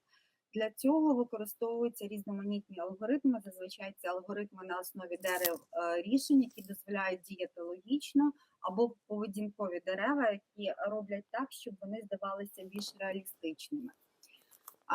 Якщо цього замало, також можна використовувати, звичайно, машинне навчання. І тоді гра аналізує дії гравця і підлаштовується під нього, збільшуючи при цьому складність самої гри. Тобто тепер ніхто не зможе грати на певних якихось відчуттях, бо штучний інтелект швидко підлаштовується під ваш стиль і може вас випереджати. So, friends, we have the tools, we know the architecture, and AI understands what we want. Now it's time to create fascinating virtual worlds. But be careful, NPCs are already ears on our conversation. Now, let's dive into the world of cybersecurity in game environments, where every pixel and every bit can become a target for the dark side of the internet. Let's start with the main threats. Imagine you're peacefully developing your game, and then, bam! Hackers, cheaters, DDoS attacks, account breaches, personal data theft, and cheaters, disrupting game balance and ruining the harmony. DDoS attacks, on the other hand, can turn your game into a speed bump, struggling under the weight of bot traffic. І тут, якщо говорити про захопливі віртуальні якісь світи, ми маємо бути уважними, оскільки насправді навіть зараз під час цієї конференції ми не можемо бути впевнені в тому, що NPC не підслуховують нашу розмову, так, в тому числі й мобільні телефони. А якщо при цьому зануритися у світ кібербезпеки безпосередньо в ігрових середовищах, то тут кожен піксель, кожен біт може стати об'єктом атаки з боку так званої темної сторони інтернету. Так?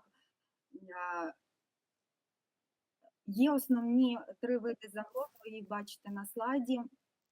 От уявіть собі, ви спокійно розробляєте гру, а тут бац, і хакери, читери, DOS-атаки, взломи акаунтів, крадіжки персональних даних, а читери, немов якісь хитрі ельфи, прориваються через баланс гри і руйнують якусь геймерську гармонію. Насправді, DOS-атаки – це взагалі окрема історія, коли ваша гра перетворюється на якийсь своєрідний лежачий поліцейський і навіть може зламатися, не витримуючи натиску ботів.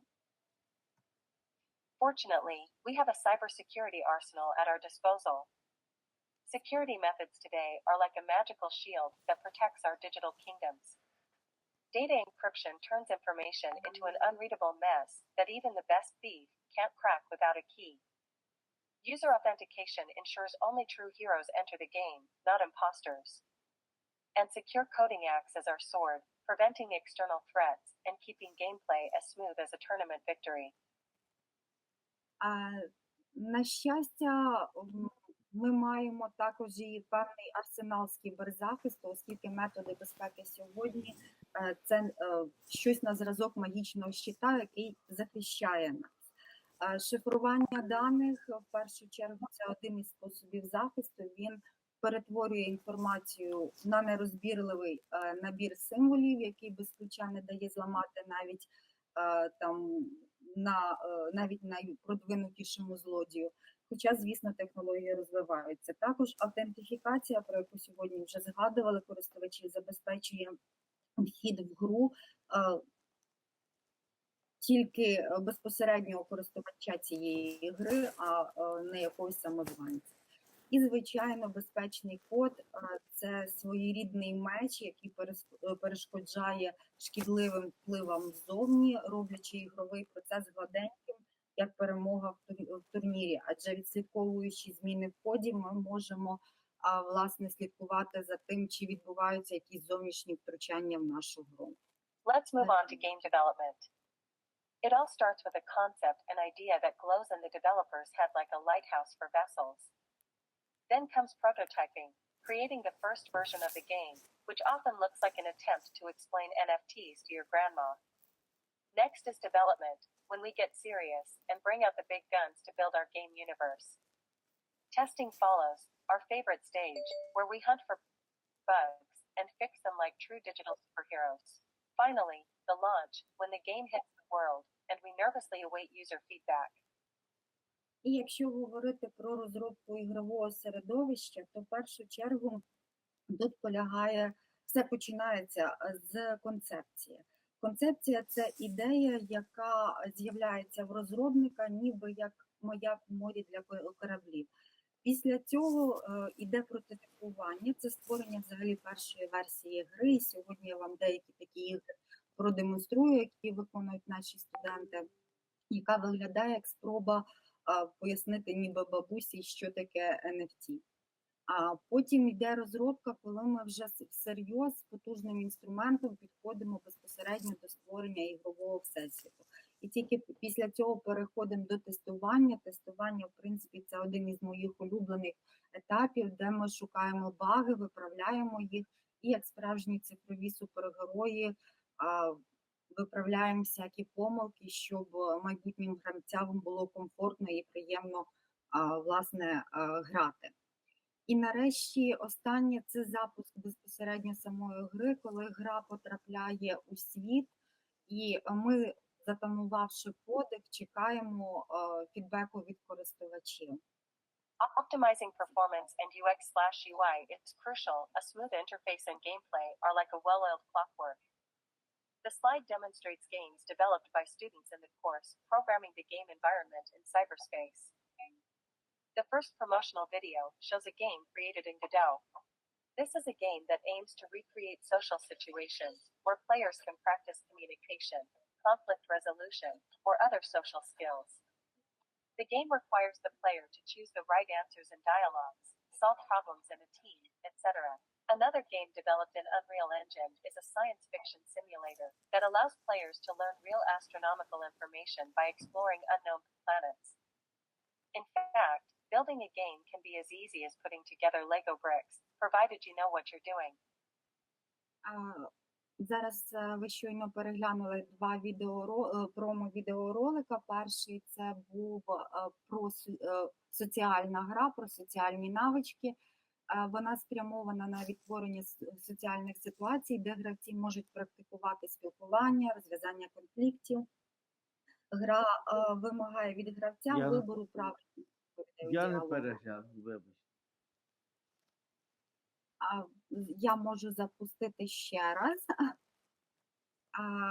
І наступна гра, це гра вже була розроблена в Unreal Engine, це науково-фантастична гра, тобто гра-симулятор, яка дозволяє гравцям вивчати власну реальну астрономічну інформацію, досліджуючи дійсні відомі планети. Будь ласка, ще раз.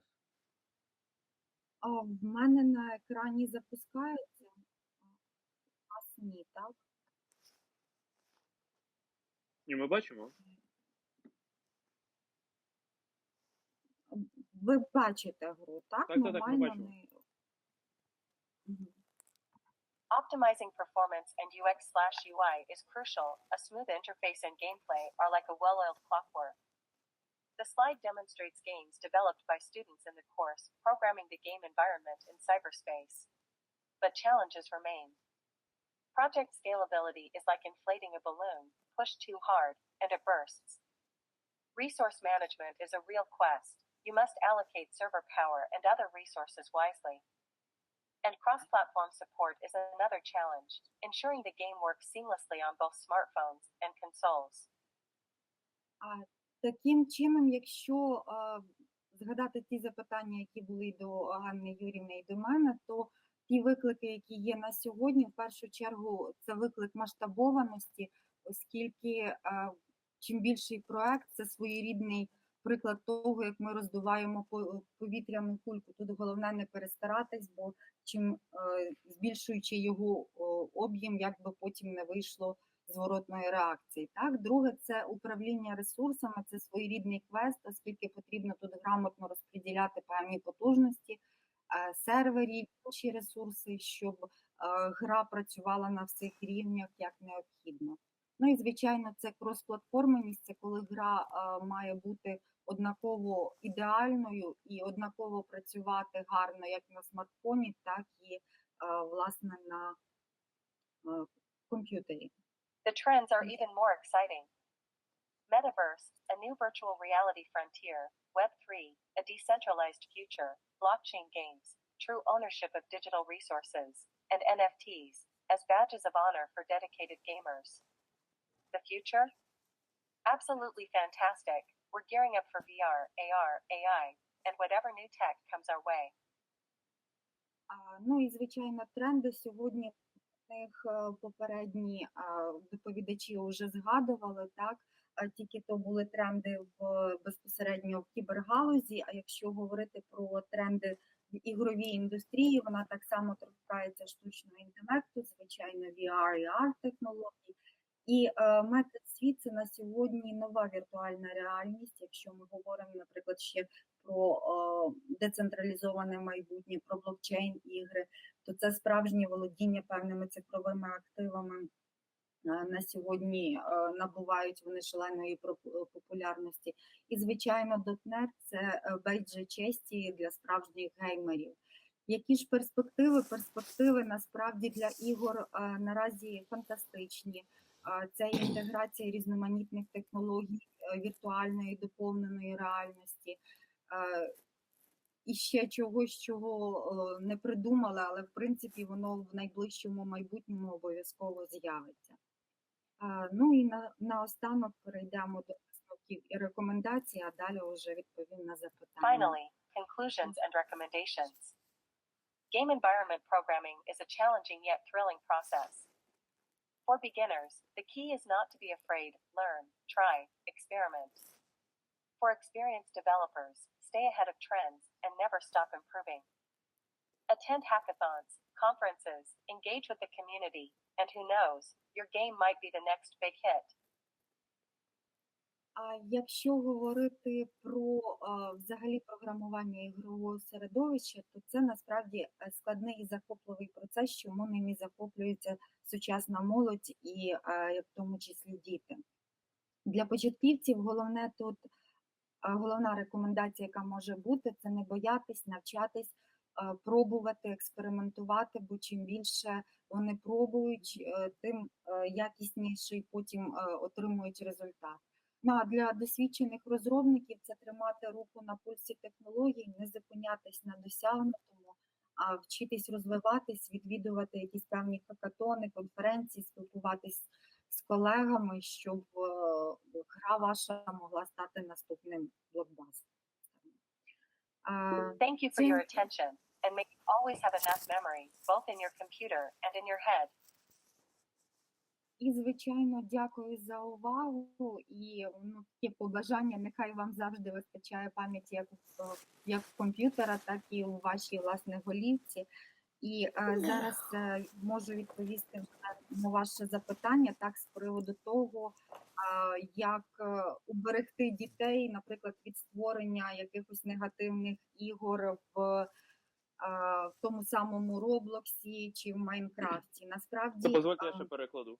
Я на секунду ще. Так. Є саме питання. So the question, so we have a question already. So the question is about these community-driven games, like where players can interact and create levels, games, whatever. Basically content creation inside a game. So how can we prevent any like malicious actors playing role in those, and how can we save our children from these kinds of unsavory sorts? So please go on. Дякую. Насправді в цих всіх ігрових застосунках, та в принципі, як і в будь-якому ігровому середовищі, діти можуть створювати, як ви назвали, страшні кровожерливі ігри. Як батьки, так само і викладачі можуть обмежувати цей доступ, встановлюючи певні параметри для вікових категорій.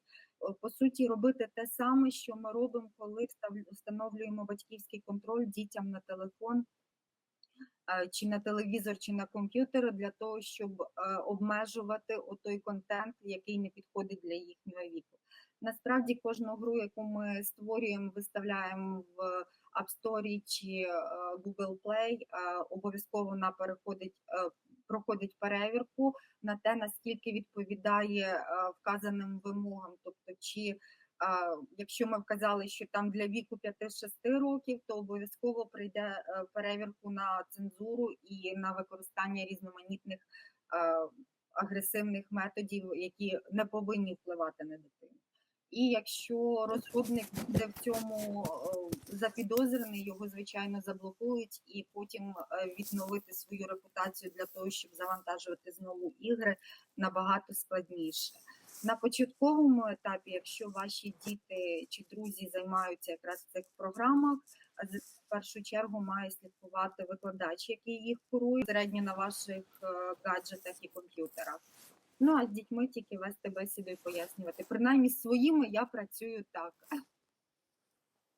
Добре, дякую. Я хочу трошечки додати до виступу пані Маї. Майя Олегівна, дійсно дякуємо за вашу доповідь, за презентацію. Я хотіла би додати стосовно ось цього запитання, що робити з дітьми, яким чином їх убезпечити, підготувати. Це тільки виховання. Ми не повинні якимось чином поділяти сучасний світ, світ інформаційних технологій від інших наших викликів та загроз. Ну, відверто кажучи, навіть звичайна лампочка електрична може спричинити якусь небезпеку для дитини, якісь дії дитина може зробити, які зашкодять їй. Тож, це лише виховання, це лише просвітницька діяльність, і не треба розмежовувати штучний інтелект, кіберсекюріті з іншими викликами, реаліями нашими. Це лише просвітницька діяльність і все. Тож дійсно підтримую те, що сказала пані Майя Олегівна. Дякую. Thank you. So allow me to translate. Yeah, basically nowadays we may often see our children basically asking us for money to donate to their favorite game, to maybe buy some extra stuff they want to. So basically, or they are interacting with other people and they get influenced by some sort of harmful information they're conveying, or just being scammed. This is something for me. But I remember I was like 14 and I got scammed for 20 hryvnias in a game. So it was a very educational experience for me. That's my personal thing on the matter. Basically, we have to first and foremost interact with our children. Dialogue is the best option in this kind of scenario. Basically, we tell them why they shouldn't communicate with strangers or share their personal data or anything or any other particular touchy subject. Basically, this kind of financial stability that we should nurture in them. Basically, explain them that donating doesn't improve their gaming capabilities or just like leveling them up. They're basically financing a company that is intended on making money, because it's first and foremost as a gaming kind of sphere is something that you basically pay money to do, and they are very glad to receive this kind of financial aid. Basically, anything that mentions ads, we can't really escape them. Any kind of these sort of engagement metric schemes or something to make people pay or just spend money on it. Basically, this is something that we have to first and foremost help our children ourselves. Basically, something like as Pani Hanna mentioned, something like an electric light bulb can pose a threat for children that isn't well versed in these kinds of topics. They may harm themselves with some particular actions, and this is something that can be related to anything basically.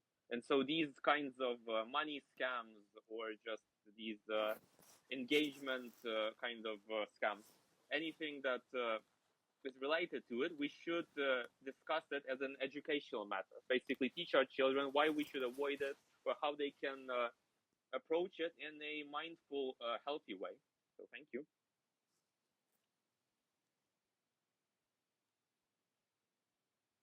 Any other questions? Так, у мене є запитання. Дивіться. Для початку, як гадаєте, впровадження штучного інтелекту у ігри дуже сильно змінить системні вимоги, збільшить їх? Це перше.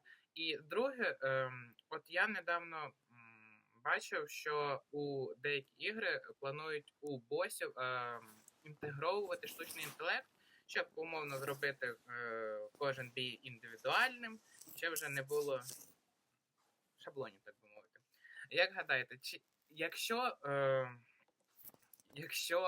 бос почне програвати дуже часто, чи цей штучний інтелект зможе, точніше, почне шукати спосіб, як залізти у свій код і зняти умовно якісь обмеження, наприклад, прив'язку до локації, і якщо в нього задача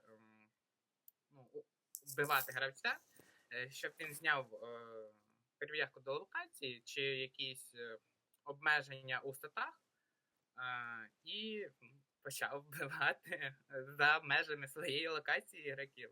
І, умовно, як з цим можна боротися, окрім регулярних бекапів? Дякую за запитання. Насправді воно цікаве досить питання, і ним задаються часто і в мене студенти на заняттях. Для того, щоб впровадити штучний інтелект, це особливо не вплине там на технічні характеристики, тобто не збільшить критично розмір гри чи використання відеокарти, тому це питання навіть можна відкласти в сторону, тут проблем не буде. На рахунок того, чи буде штучний інтелект намагатись постійно виграти, так? Насправді, коли створюється гра створюється в першу чергу, щоб користувач отримував задоволення, хотів повертатись до цієї гри, рекламував її, розповсюджував про неї інформацію, казав, наскільки це класно і цікаво, і таким чином збільшуючи аудиторію користувачів і, власне, нарощуючи фінансовий капітал для розробників і власників гри. Тому для розробників і власників гри в першу чергу не цікаво буде для того, щоб NPC постійно могли вигравати, бос постійно міг вигравати, і гравець терпів поразки, оскільки це буде в першу чергу відтік від гравців клієнтської бази. Тому ні, такий варіант неможливий. Друге, з точки зору програмування, коли ви створюєте і підключаєте штучний інтелект, ви йому даєте певне обмеження, за яке він не може вийти. Звичайно, не виключаю можливості, що в недалекому, можливо, майбутньому ця ситуація може змінитись, і ігрові персонажі на основі штучного інтелекту почнуть володіти власним інтелектом, не запрограмованим, і можуть щось створювати, наразі ні.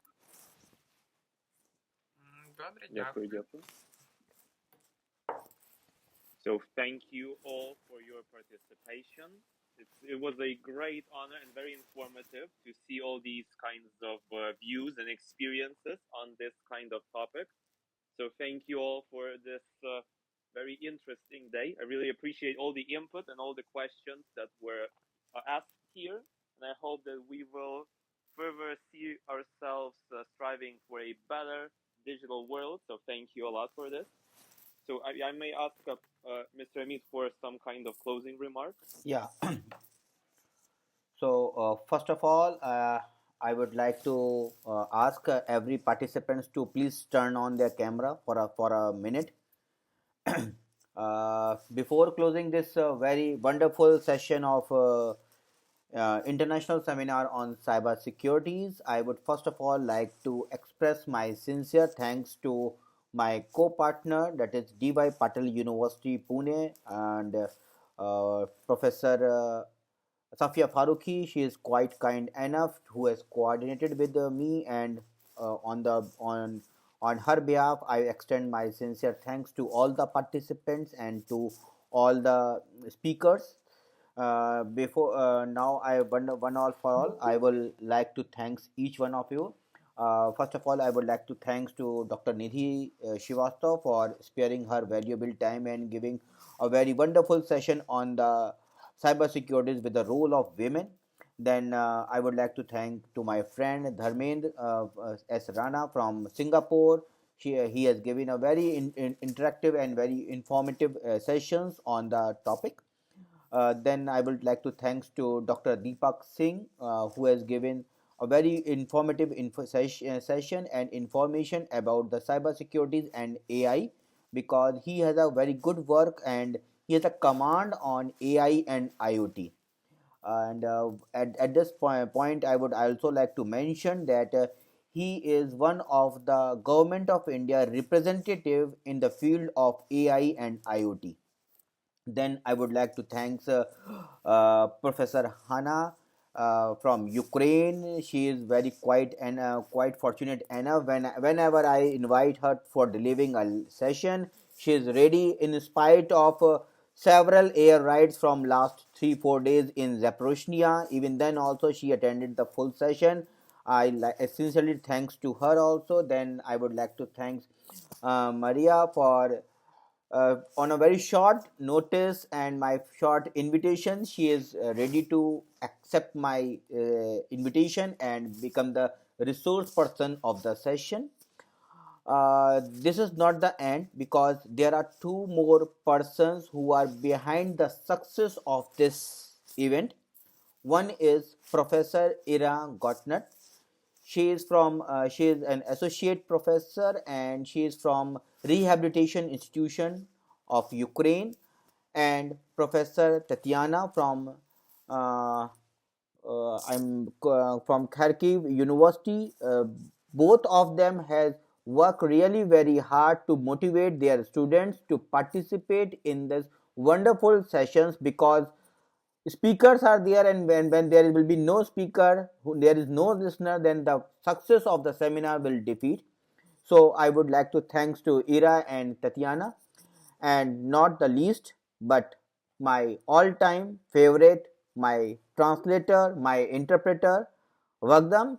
He is very fortunate. I am very fortunate enough that he always accept my invitation and do the needful while on translating the sessions. This credit goes to Vagdam also, and to his mentor Ira, that I am fortunate enough that she introduces him with me, and he has collaborated with my company as an interpreter and the translator of my entire program what I am doing in near future also. So I hope this session is a very interactive session for everybody. We have learned a lot, many new things, as I am also a man of finance and management. But today I learned a lot about the cyber securities, and I also know how to tackle the teenage to going in a malicious softwares and using the games on the telephone or on the webs. So this way we will come to an end of this today's wonderful international seminar. I will send the link of feedback to all of you to please, it is my humble submission to please fill the feedback, because this will gives the real importance of the seminar, and I will also know what are the lacunas and the drawbacks which I will overcome in the next coming more sessions in like this way. So thanks to everybody for sparing your valuable time and giving their valuable inputs on the such a pertaining topic which our time needs today. Thank you. Thank you. Thank you, everyone. Have a great day ahead. And within a week you will all receive your certificates. Thank you.